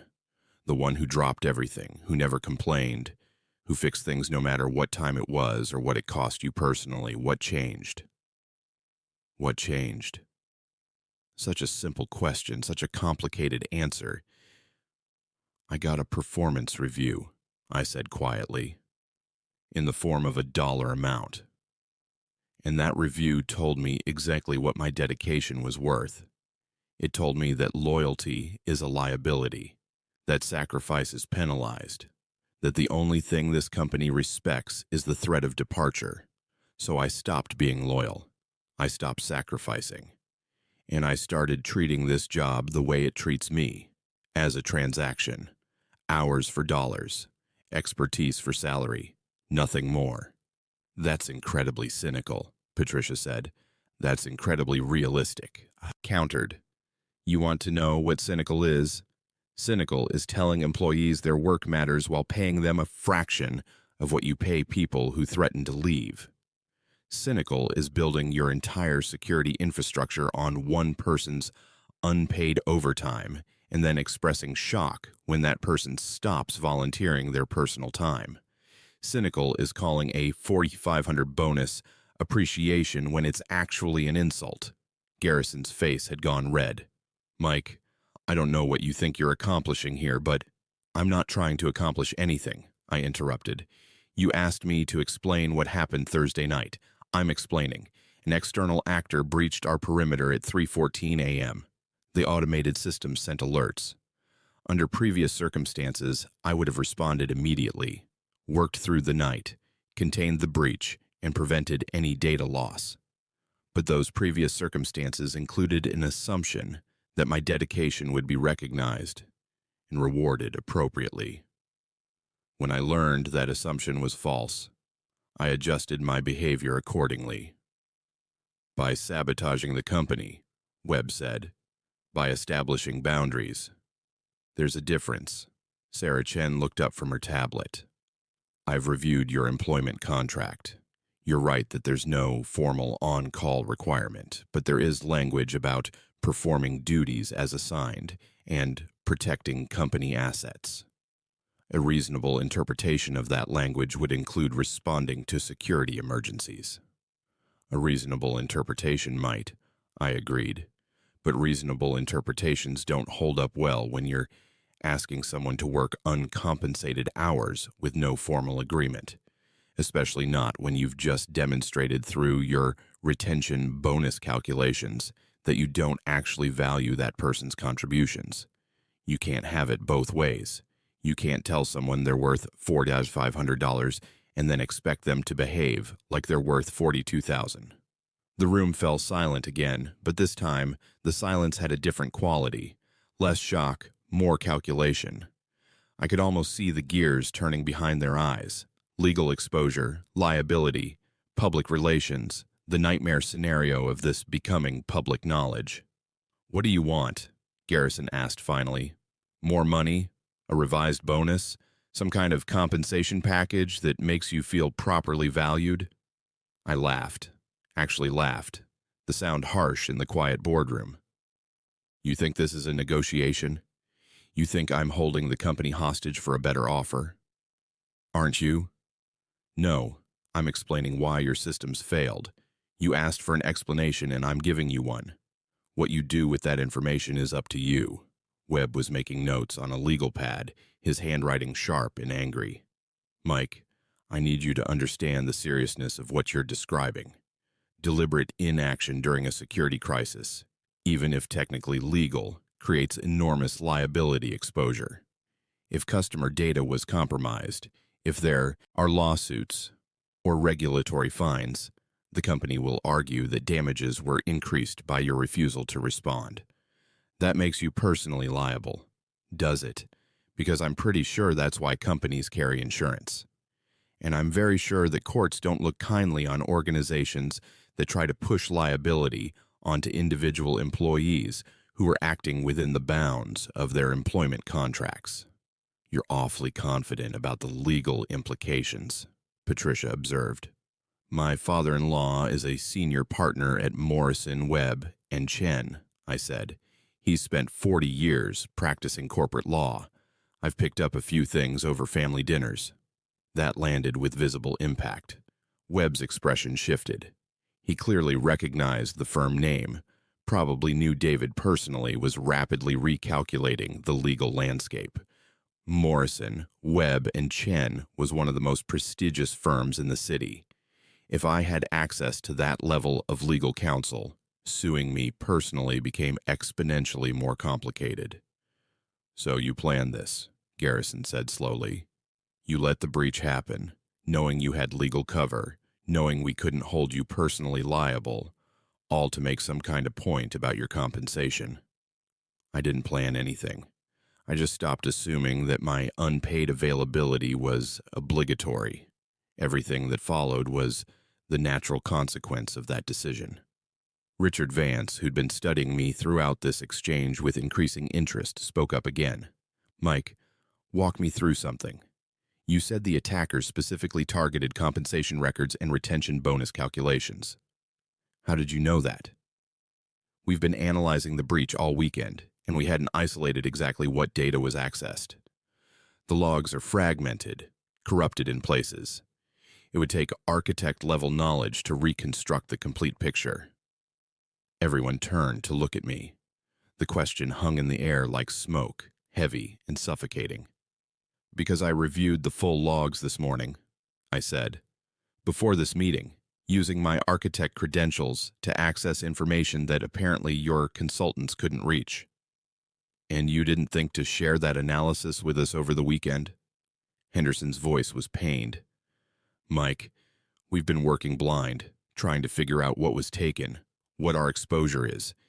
You had that information and just sat on it? I had family commitments, I said simply, and you didn't formally request my analysis. You demanded I work the weekend. I declined, and you brought in expensive consultants instead. Presumably they're getting paid quite well for their expertise. I didn't see any reason to volunteer mine for free. This is insane, one of the board members, a man whose name I didn't know, said. You're describing a complete breakdown of professional responsibility, of basic human decency. People depend on these systems. Customers trust us with their data. And you just let them down because you were angry. About a bonus? No, I said, and my voice went cold. I let the company experience the natural consequences of treating its most critical employee as disposable infrastructure. You want to talk about human decency? Let's talk about asking someone to sacrifice their family, their health, their personal life for years on the promise of recognition and reward, and then delivering a bonus that says their work was worth 1/9 what you paid someone with 18 months of experience. Let's talk about the decency of that. Garrison stood up abruptly, his chair scraping against the floor. This meeting is over. Mike, you're suspended pending investigation, effective immediately. Turn over your credentials, your laptop, your phone. You'll be contacted by HR regarding the terms of your suspension. No, I said calmly. Excuse me. I'm not turning over anything, and I'm not suspended. Webb looked like he was going to have an aneurysm. You don't get to decide that. The company has the right to suspend employees during investigations of misconduct. The company has the right to suspend employees for cause. But you have an established cause. I didn't breach any systems. I didn't steal any data. I didn't violate any policies. I simply declined to work uncompensated hours, which is my legal right. If you suspend me without cause, you're opening yourself up to wrongful termination claims. And given that I've just described in detail how your retention bonus structure discriminates against loyal employees in favor of those threatening to leave, you really don't want to add wrongful termination to your list of legal exposures. The silence that followed was the kind that precedes either violence or capitulation. I could see Garrison trying to decide which direction to go, whether to push harder or retreat and regroup. Sarah Chen broke the deadlock. We need to understand the full extent of the breach before we make any personnel decisions. Mike, you said you've analyzed the logs. What exactly was taken? I looked at her for a long moment, weighing my options. I could refuse to answer, could maintain my position that they didn't deserve my unpaid expertise, could watch them flounder with their expensive consultants while the company bled liability and uncertainty. Or I could give them enough rope to hang themselves. The attackers, I said slowly, extracted 47 gigabytes of data over 33 minutes. That data included detailed compensation records for the IT department, salaries, bonuses, stock options, the complete picture of who was paid what. They also took internal emails between executive leadership discussing retention strategies, including specific conversations about why certain employees received certain bonus amounts. I paused, letting that sink in. They took the email thread where you, James, told Sarah that Jordan's retention bonus needed to be substantial enough to discourage departure, while mine could be minimal given his demonstrated loyalty and lack of outside options. Your exact words, from an email dated 3 weeks ago. The color drained from Garrison's face. Sarah Chen's fingers had stopped moving on her tablet. Henderson looked like he might be sick. They also took, I continued, my voice perfectly level, the spreadsheet that HR prepared showing the retention bonus amounts for every employee in IT, with a column labeled flight risk that rated each person from 1 to 10. Jordan was rated a 9. I was rated a 2.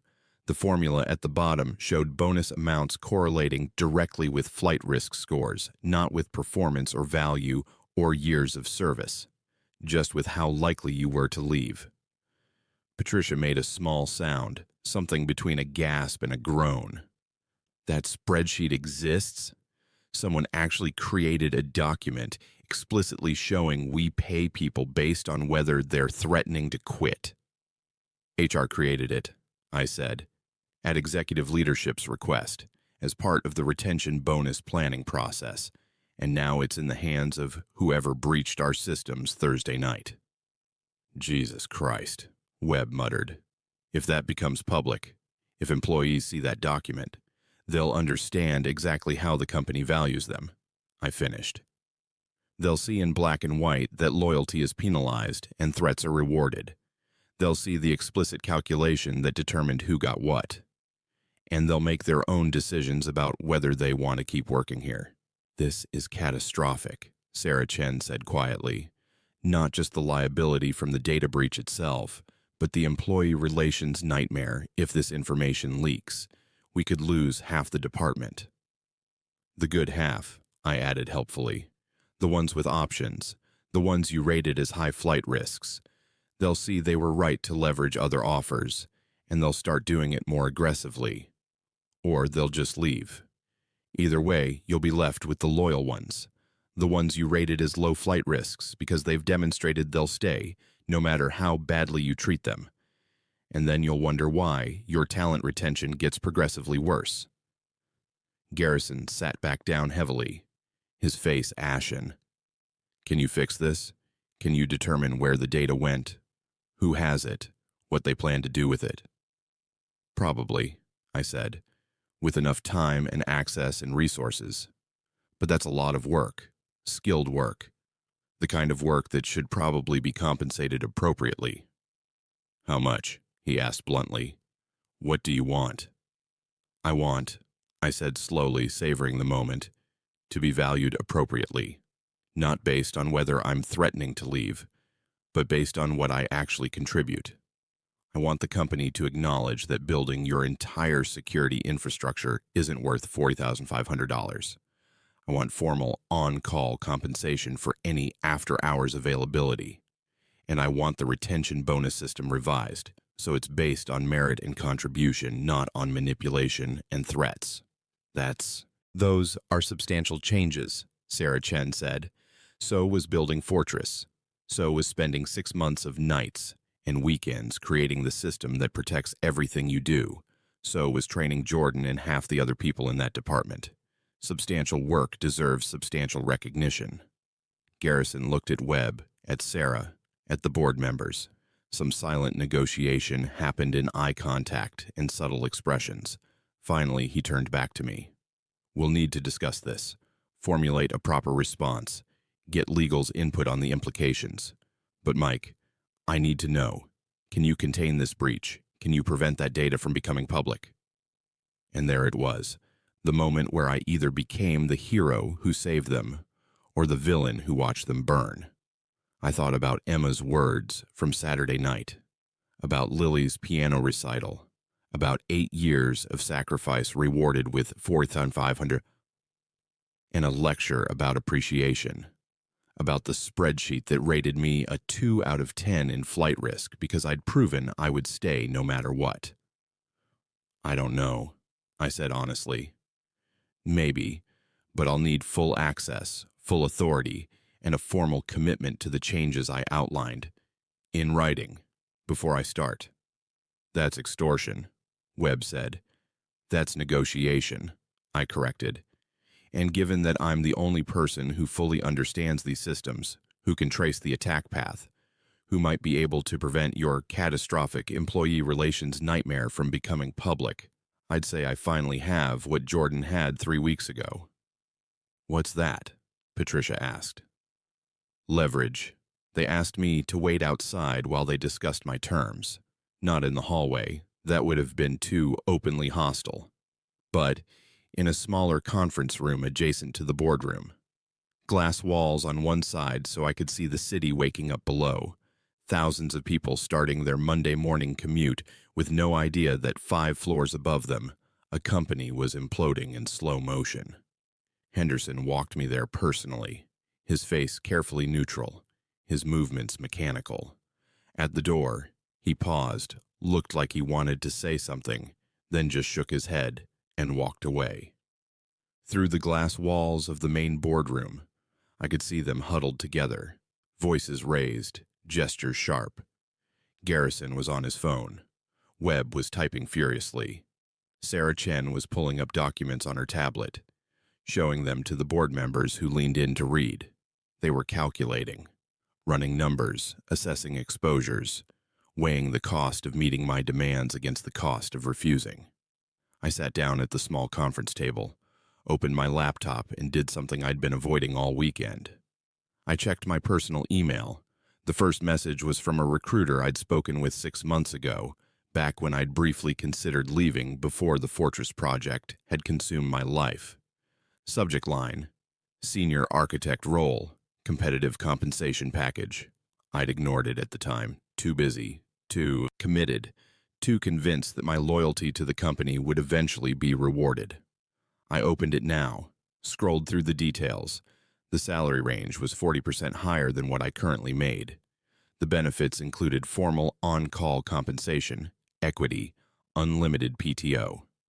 The company was smaller but growing, well-funded, with leadership that apparently understood that retaining talent required actually paying them. I drafted a response. Still interested. Available for conversation this week. Then I opened the next email. Another recruiter, different company, similar opportunity. Then another. Then another. Apparently, senior systems architects with my background were in demand. I'd just been too busy being loyal to notice. By the time the boardroom door opened 40 minutes later, I had 5 draft responses ready to send and a clarity I hadn't felt in years. If they refused my terms, I'd walk away with options. Better options than staying at a company that rated me a 2 out of 10 in flight risk because I'd proven I was too loyal to value properly. Henderson appeared at my door. They're ready for you. The boardroom had a different energy now. Less chaos, more control. The kind of controlled tension that came after decisions had been made and consequences accepted. Garrison was back in his seat at the head of the table, his expression unreadable. Webb had his legal pad covered in notes. Sarah Chen had multiple documents open on her screen. Mike, Garrison said as I sat down, we've discussed your terms. Before we respond, I need to understand something. This breach, the attackers who took our compensation data, do you have any reason to believe they plan to release it publicly? Interesting question. Very specific. They weren't asking if I could contain it or fix it. They were asking if I knew what would happen next. I have theories, I said carefully. Share them. I leaned back in my chair, taking my time. The attackers demonstrated sophisticated knowledge of our systems, but they didn't behave like typical data thieves.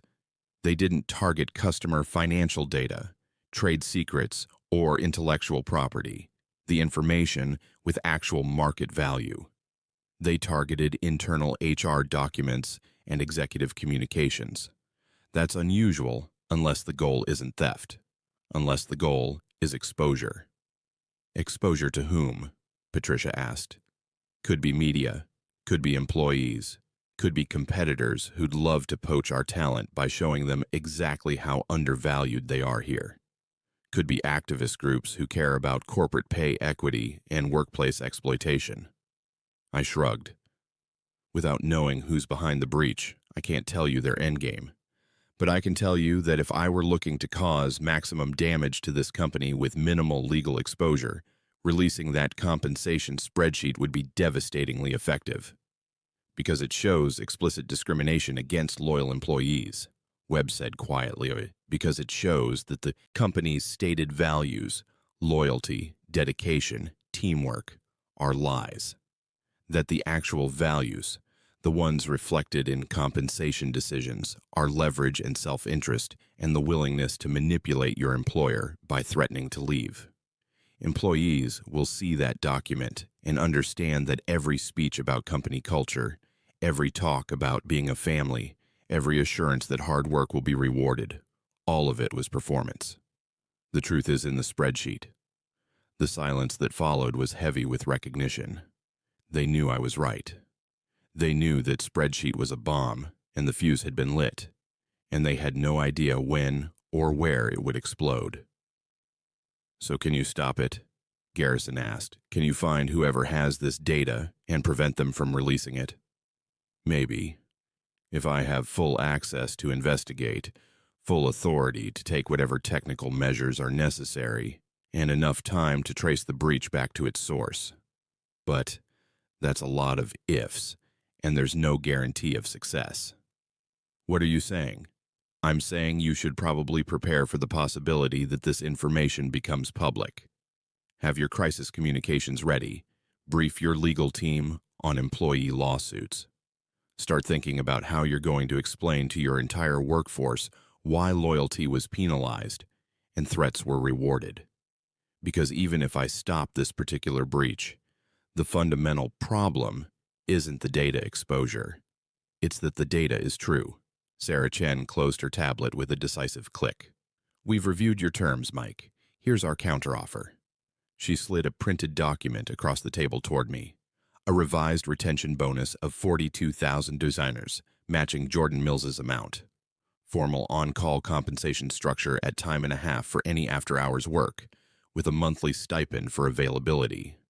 Equity grant of 5,000 shares vesting over 3 years. And a commitment to revise the retention bonus system to base calculations on performance metrics and tenure rather than flight risk assessment. I picked up the document, skimmed it. The numbers were real, the commitments detailed, the legal language precise. It was everything I'd asked for, translated into corporate terms, and formatted with proper letterhead. It was also a trap.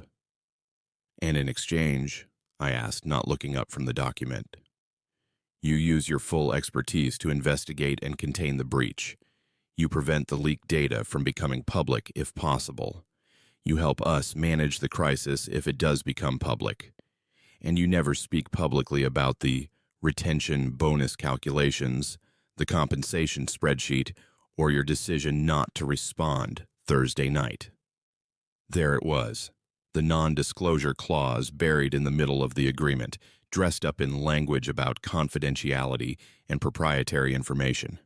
They'd give me everything I asked for in exchange for my silence. It's about how I'd had to force them to give it to me. "You want to pay me to shut up about the fact that you only valued me properly after I stopped volunteering unpaid labor," I said. "We want to compensate you appropriately for your work," Sarah Chen corrected smoothly, "and maintain reasonable confidentiality around internal personnel decisions. Standard practice. Standard practice is doing compensation correctly in the first place, not trying to buy silence after you've been caught discriminating against your most loyal employees." Webb leaned forward. "Mike, be realistic. You're asking for substantial changes to how we operate, changes that will cost the company money and require revising policies across multiple departments. We're willing to make those changes, but we need assurances that this incident won't become a public relations nightmare. That's not unreasonable." Maybe it wasn't unreasonable from their perspective. From their perspective, this was damage control, risk mitigation, the kind of compromise that let everyone walk away with something. They'd pay me what I was worth, or at least closer to it, and I'd help them avoid a public scandal. But from my perspective, it was the same pattern repeating. The company getting caught doing something wrong and then trying to paper over it with money and NDAs. The problem addressed just enough to stop the immediate bleeding, but the underlying culture, the fundamental values, left unchanged. I need to think about this, I said, setting the document down. There's not much time to think, Garrison said. Every hour this breach remains uncontained increases our risk. We need you working on this now, today, with full commitment. Then you should have committed to valuing me properly 8 years ago instead of waiting until I had leverage. I stood up, collected my laptop. I'll have an answer for you by end of business today. Until then, I'm taking a personal day. You can't just, Webb started. I'm a salaried, exempt employee taking PTO that I'm entitled to use, I interrupted. Unless I'm suspended, which we've established you can't do without cause. So yes, I'll let Henderson know my decision by 5 p.m. I walked out before anyone could respond, past the executive assistant's desk, where a young woman stared at me with wide eyes, past the elevator where I could hear raised voices resuming behind me, down to the lobby where Marcus was back at his security desk. Mr. Torres, he said, his face concerned. Everything all right? You look like you've been through something. Just a long morning, Marcus. How's Tyler's baseball going? The normalcy of the question seemed to steady him. Real good. He hit a grand slam Saturday. Bases loaded. Bottom of the ninth. 2 outs. You should have seen it. I bet that was something. Tell him congratulations for me. Will do, Mr. Torres. You take care now. I walked out into Monday morning sunshine, got into my car and sat there for a long moment, with my hands on the steering wheel. Then I pulled out my phone and sent all 5 of those recruiter emails, available immediately. Let's talk. Emma was working from home that morning, her laptop set up at the dining room table, video call in progress with a client when I walked in. She did a double take, mouthed 5 minutes, and I nodded, went to the kitchen to make coffee. When her call ended, she came in and just looked at me. You're home, she said. At 10:30 on a Monday morning. Either they fired you or something very interesting happened. Something very interesting happened. I poured her coffee, added the cream and sugar in exactly the ratios she preferred, handed it to her. They made me an offer. What kind of offer? I told her everything. The boardroom confrontation, the leaked compensation data, the spreadsheet that rated employees by flight risk, my ultimatum, their counteroffer with the NDA clause. She listened without interrupting, her expression cycling through shock, anger, satisfaction, and finally, concern. So they're giving you everything you asked for, she said when I finished. In exchange for silence about how I had to force them to give it to me. And you're considering turning it down. I'm considering whether taking their money and signing their NDA makes me complicit in the system I'm supposedly fighting against. I sat down across from her, cradling my own coffee. They don't want to fix the culture. They just want to contain the damage. Buy my silence, paper over this incident, and go back to operating exactly the same way until the next person figures out they're being exploited. Emma was quiet for a moment, thinking through the implications the way her legal training had taught her to do. What happens if you turn it down? I walk away, find another job.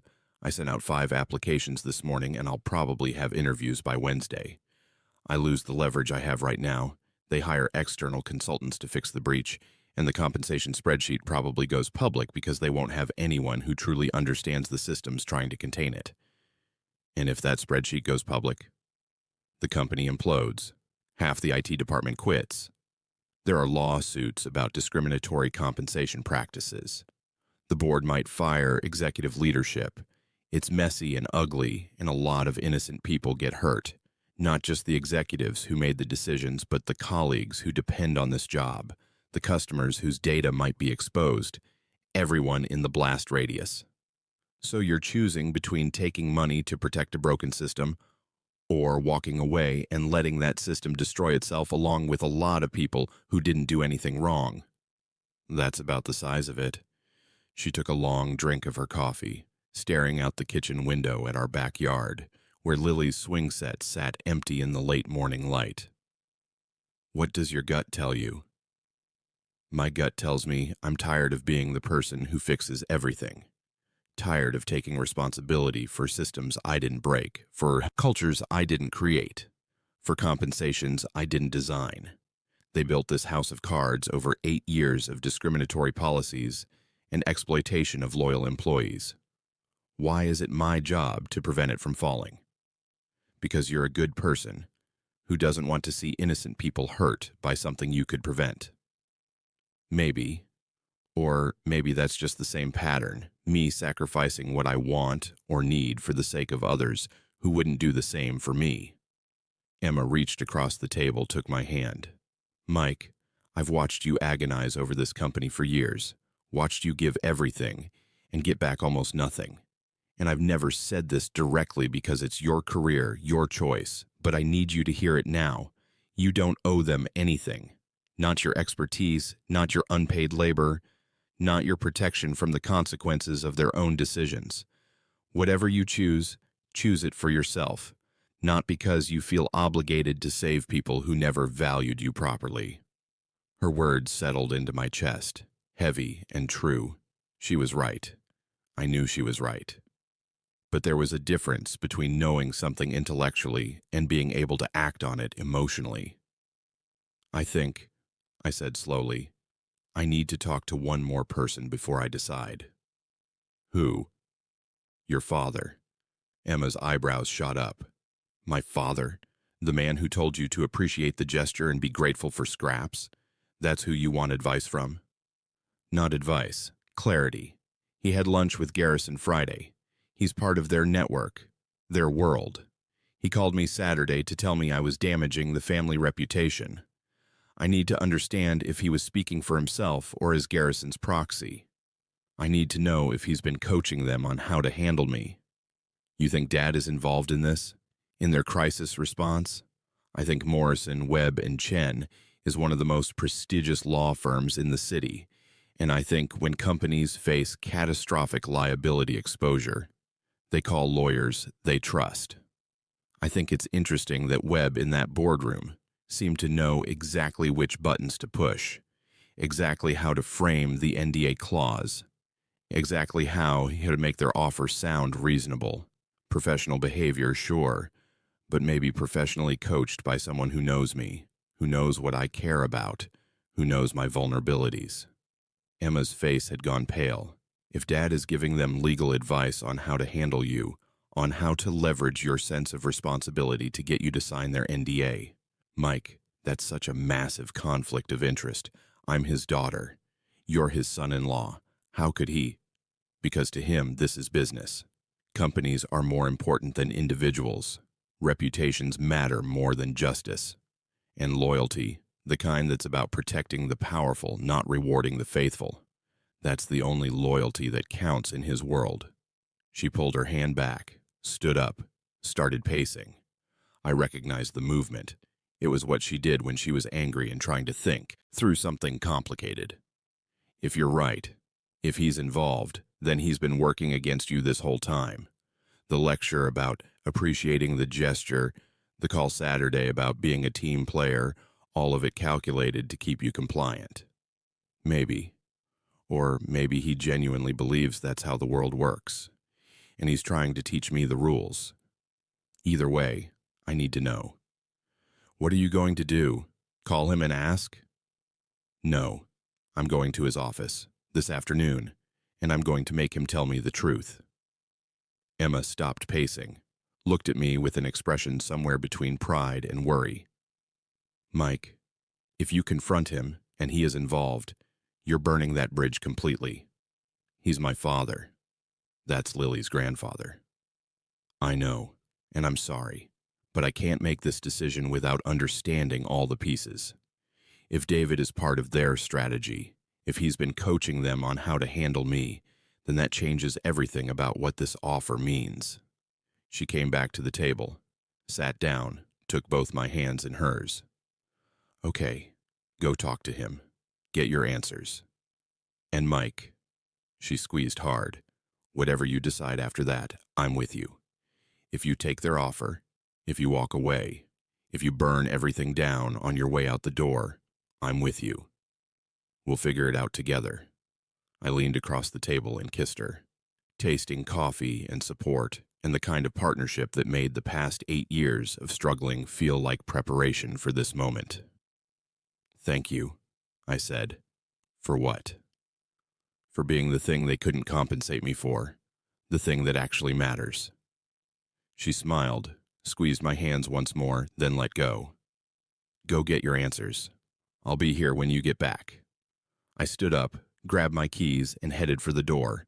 Morrison, Webb, and Chen had offices downtown in one of those gleaming towers that existed to intimidate and impress in equal measure. David would be there, in his corner office with his mahogany desk and his wall of legal credentials. And in about 45 minutes, we were going to have a very interesting conversation about loyalty and leverage and whose side he was really on. Morrison, Webb, and Chen occupied floors 32 through 35 of the Sentinel Tower, downtown's second tallest building, the kind of real estate that costs more per square foot than most people's annual salaries. I'd been here before, holiday parties, family celebrations, the occasional lunch when David wanted to show off his domain, but never like this. Never walking through the marble lobby with purpose hardening my spine, never riding the elevator up with my jaw clenched and my hands steady despite the adrenaline singing through my veins. The receptionist on the 34th floor recognized me immediately. Mr. Torres, what a nice surprise. Are you here to see Mr. Morrison? Is he available? She checked her computer, her professional smile never wavering. He's between meetings right now, actually. Let me just... Don't announce me, I said, and I know where his office is. Something in my tone made her hesitate, her fingers frozen above her phone. I really should let him know you're... It's family business, I said, already moving past her desk. He'll want to see me. I walked through the hallways lined with portraits of founding partners, past conference rooms where young associates worked in clusters, around corners I'd navigated a dozen times before. David's office was at the far end, corner location with floor-to-ceiling windows overlooking the city, the kind of view that came with 40 years of partnership and a reputation that opened doors. His door was half open. Through the gap, I could see him at his desk, reading glasses perched on his nose, papers spread in front of him. He looked exactly as he always did, composed, authoritative, in complete control of his environment. I knocked once and walked in without waiting for permission. He looked up, surprise flickering across his face before settling into his professional mask. Michael, this is unexpected. I wasn't aware we had a meeting scheduled. We didn't. I closed the door behind me, noting the way his eyes tracked the movement. But we need to have a conversation. About Garrison. About your lunch with him Friday. About the legal advice you've been providing to my employer. His expression didn't change, but something shifted behind his eyes. Recognition, maybe. Or calculation. I have lunch with many people, Michael. James is an old friend. We discuss many things. Did you discuss me? Did you discuss how to handle their lead systems architect who'd become inconveniently unwilling to volunteer unpaid labor? Michael, sit down. You're being dramatic. I'm being clear. And I'll stand, thanks. I moved closer to his desk, close enough to see the documents he'd been reviewing. Legal briefs, dense with case citations and statutory references. You called me Saturday night. Told me I was damaging the family reputation by not being a team player during a crisis. How did you know about the crisis, David? How did you know the details of a security breach that hadn't been made public? How did you know my company's internal personnel situation unless someone told you? James mentioned they were dealing with a security incident. He was concerned about... He told you I was unreachable during the breach. He told you I'd been difficult, and you called me to straighten me out, to remind me of my professional obligations, to make sure I fell back in line like a good employee who knows his place. I leaned forward, hands flat on his desk. That wasn't a social call from a concerned father-in-law. That was a strategic intervention coordinated with my CEO to ensure compliance. So, I'll ask you again, what legal advice have you been providing to my employer? David set down his reading glasses slowly, deliberately, the gesture of a man buying time to formulate his response. When he spoke, his voice had the measured quality of someone choosing words very carefully. I am not at liberty to discuss any legal counsel I may or may not provide to any client. Attorney-client privilege protects those communications, as you well know from our family discussions about my work. Attorney-client privilege. So you admit Garrison is a client. I admit nothing except that I maintain confidentiality around my professional activities, just as you should maintain confidentiality around yours. Is that what this morning's NDA clause was about? Your work? Your suggestions about how to contain someone who'd become inconvenient? His jaw tightened almost imperceptibly. I don't know what you're referring to. They made me an offer this morning. Revised compensation, formal on-call structure, equity grant, everything I asked for, in exchange for my help containing the breach and my permanent silence about the events that led to the breach. Standard practice, your colleague Webb called it. But the language was very specific, very precise, the kind of language that comes from lawyers who know exactly what they're protecting against. Lawyers who understand not just the legal exposure, but the personal leverage points. I straightened up, crossing my arms. The NDA clause specifically prohibits me from discussing retention bonus calculations, compensation spreadsheets, or my decision not to respond Thursday night. Those three things, explicitly named. Which is interesting because I only told them about the first two this morning in the boardroom. The third thing, my decision not to respond, that was just between me and Henderson until Saturday, when you called to lecture me about being a team player. So either you're psychic or someone briefed you on exactly what needed to be protected in that NDA.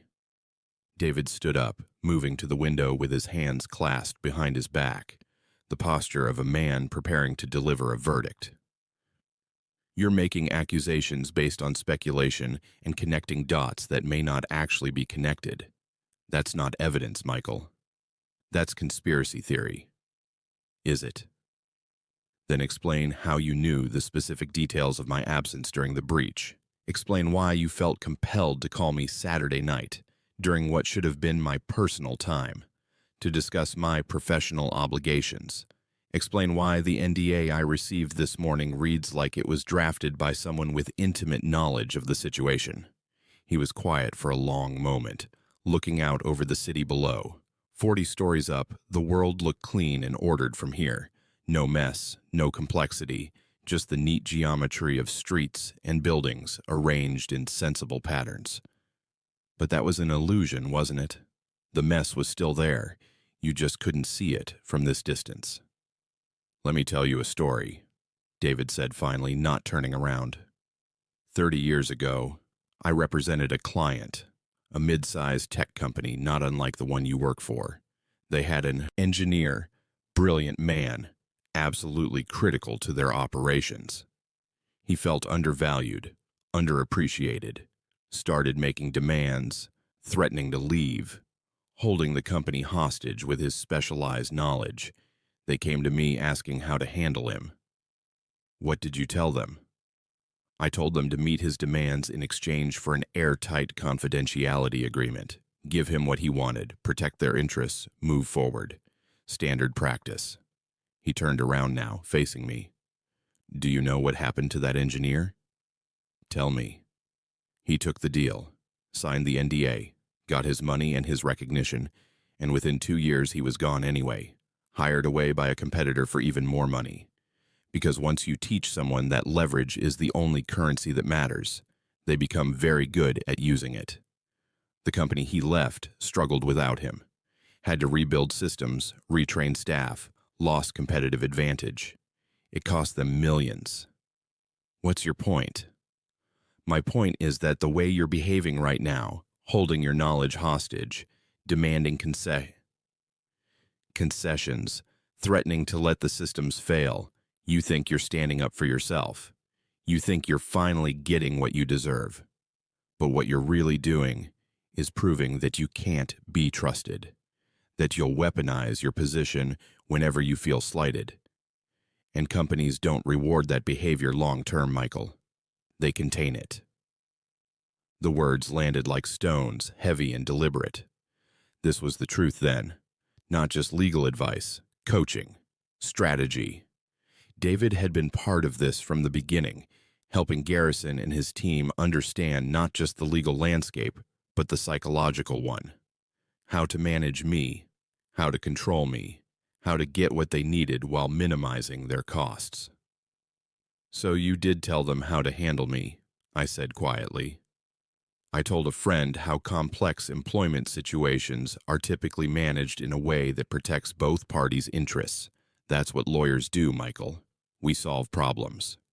By treating people like problems that need solving instead of humans who deserve respect. By recognizing that emotions cloud judgment and that sometimes people need help seeing the bigger picture. He moved back to his desk, sat down, resumed his position of authority. "You're angry about your bonus. I understand that. You feel undervalued. I sympathize. But you're letting that anger drive you toward decisions that will hurt your career, your reputation, your family's stability. Emma and Lily depend on your income, on your benefits. Is your pride really worth jeopardizing that?" This isn't about pride. It's about principle. Principles don't pay the mortgage, Michael. Principles don't fund Lily's college education. Principles don't provide the comfortable life you've built for your family. He leaned forward, his expression earnest now, the concerned father-in-law replacing the corporate lawyer. "Take the deal. Take the money, sign the NDA, go back to being the talented, valuable employee you've always been. In 5 years, this will be a minor blip.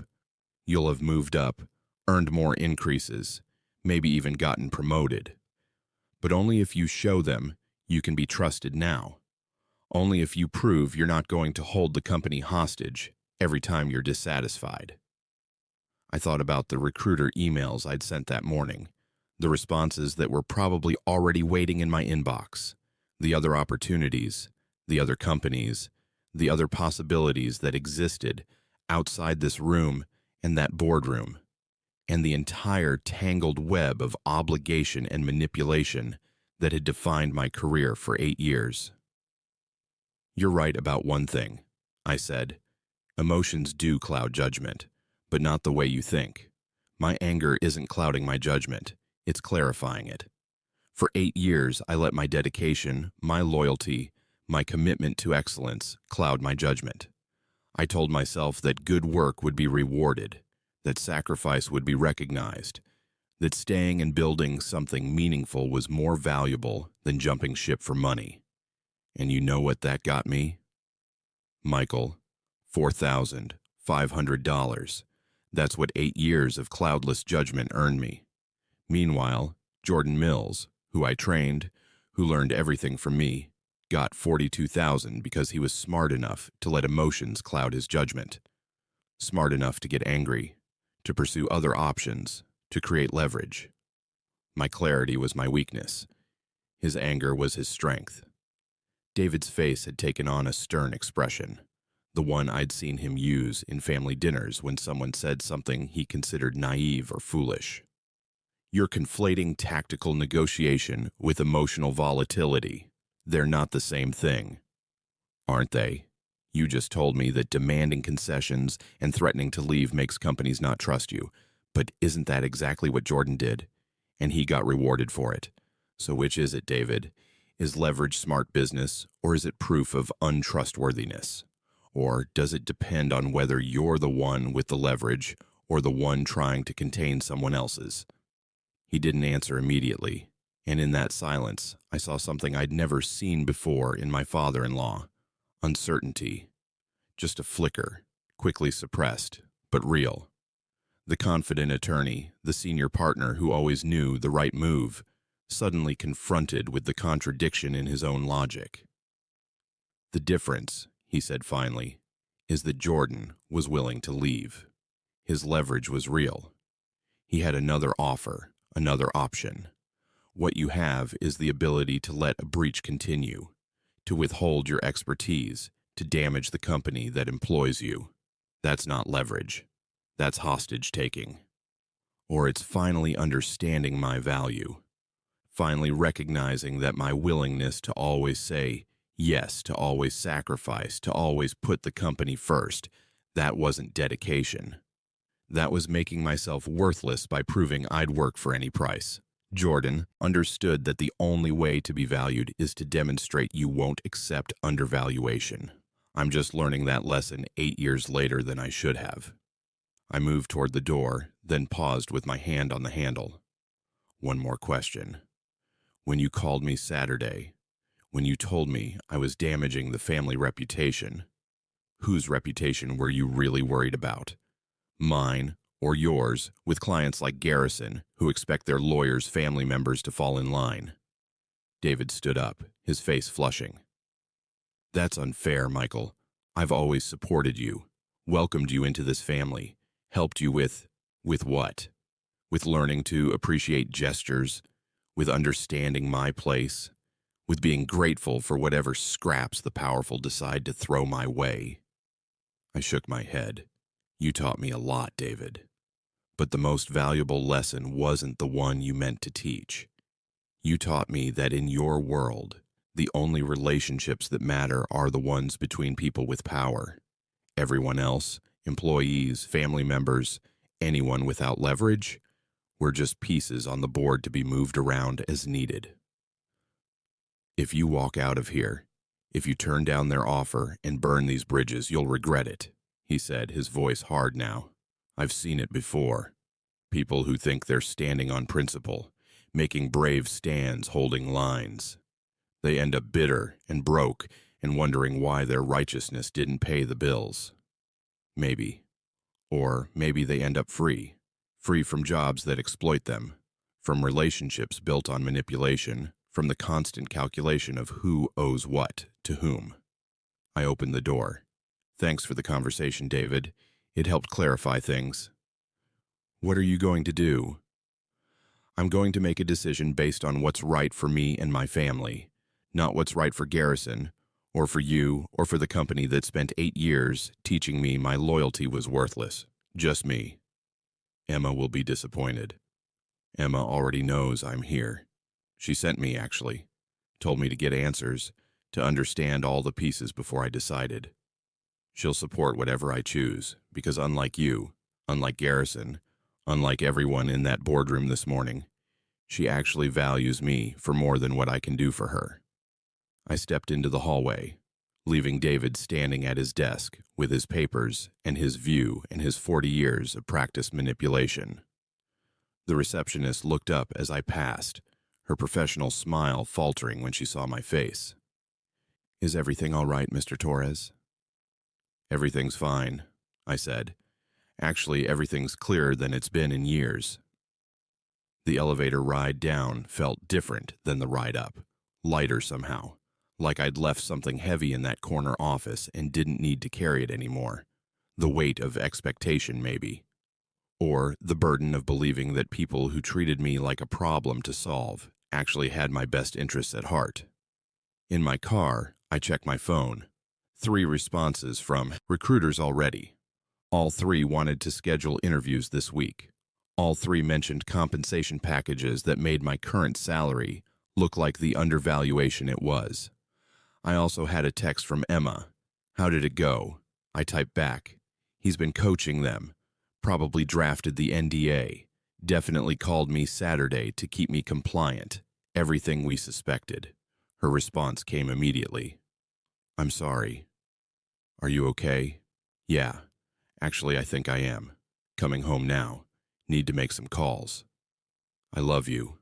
Love you too. More than I can explain." I started the car and pulled out of the parking garage into midday traffic.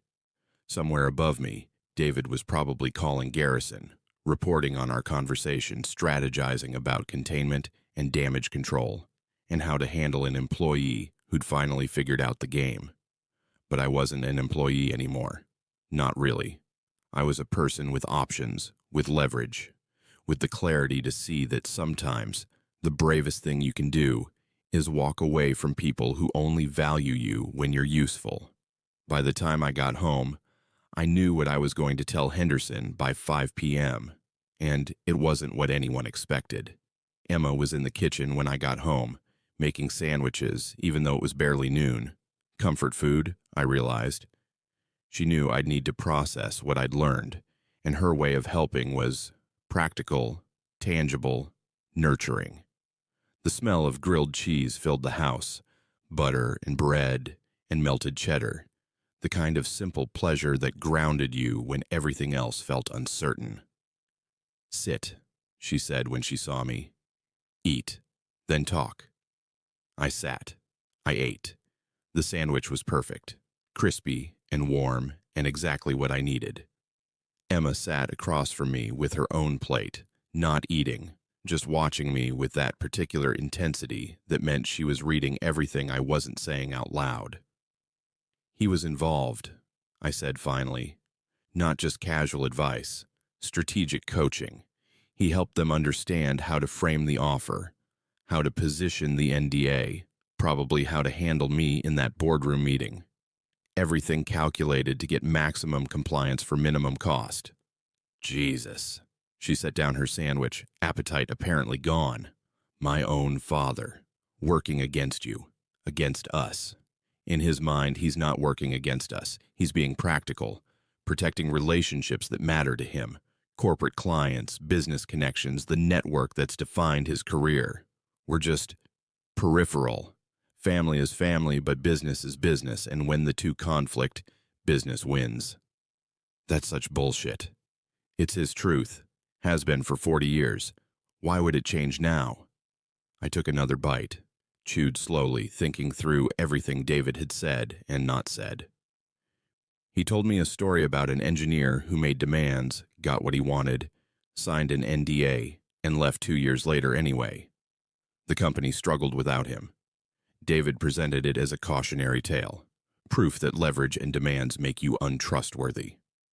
But I think it was actually a different kind of warning.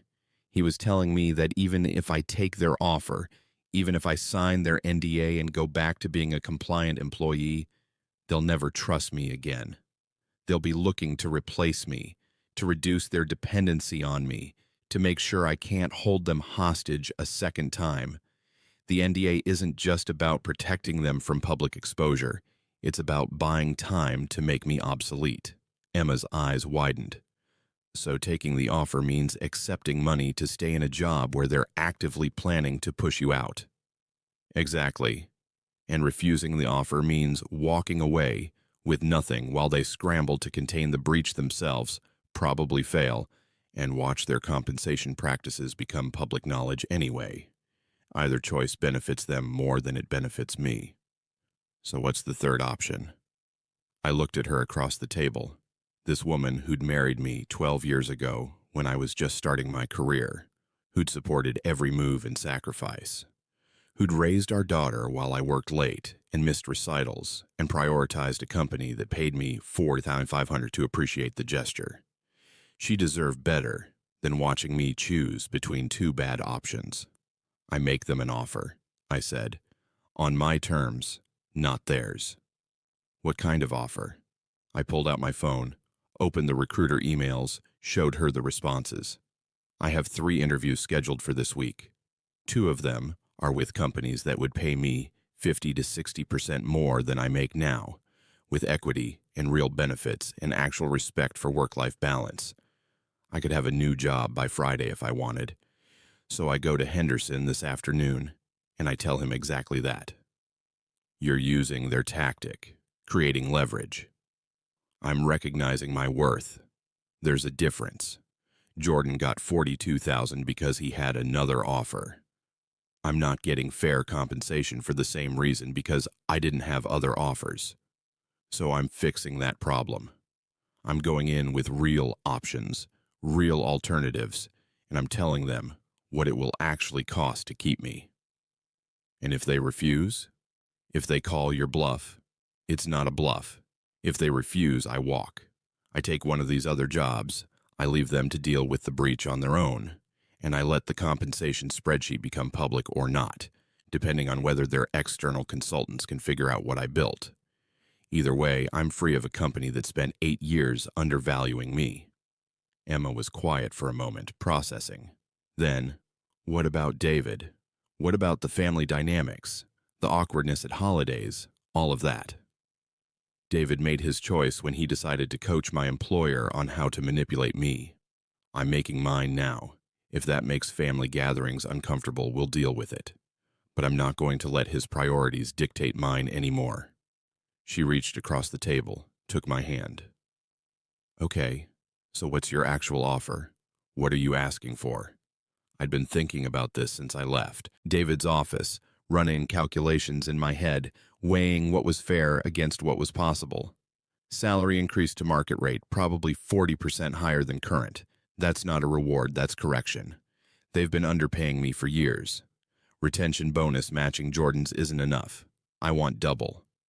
84,000 because I've been here 4 times as long and I built the systems he learned to maintain. That's aggressive. That's fair. But here's the part they won't like. I want the retention bonus structure officially changed. Not just promised, actually implemented. Based on tenure and contribution, not flight risk. And I want the existing compensation spreadsheet destroyed. Not just hidden, actually deleted from all systems, with verification from an independent auditor. Emma's eyebrows shot up. You're asking them to destroy evidence of their discriminatory practices. I'm asking them to fix a broken system. That spreadsheet is toxic. It shouldn't exist. Getting rid of it protects them from liability, sure, but it also protects every other employee from being judged by how likely they are to leave rather than how valuable they are. Win-win. And the breach? Your cooperation containing it? I'll help. Full cooperation, full expertise, everything they need to trace the attack and prevent future incidents. But not under an NDA that prohibits me from ever discussing what happened. Instead, I want a mutual confidentiality agreement that protects legitimately proprietary information while allowing me to discuss my own experiences and decisions. They don't get to buy my permanent silence. They get my professional discretion in exchange for professional treatment. She was smiling now, a fierce expression of pride and satisfaction. You've thought this through. I had a 45-minute drive to think about what I actually want versus what they're willing to give me. Turns out those are different things. I squeezed her hand. If they accept, I stay. I help fix the breach. I help rebuild trust. I try to make the company better from the inside. If they refuse, I leave with 3 solid job offers.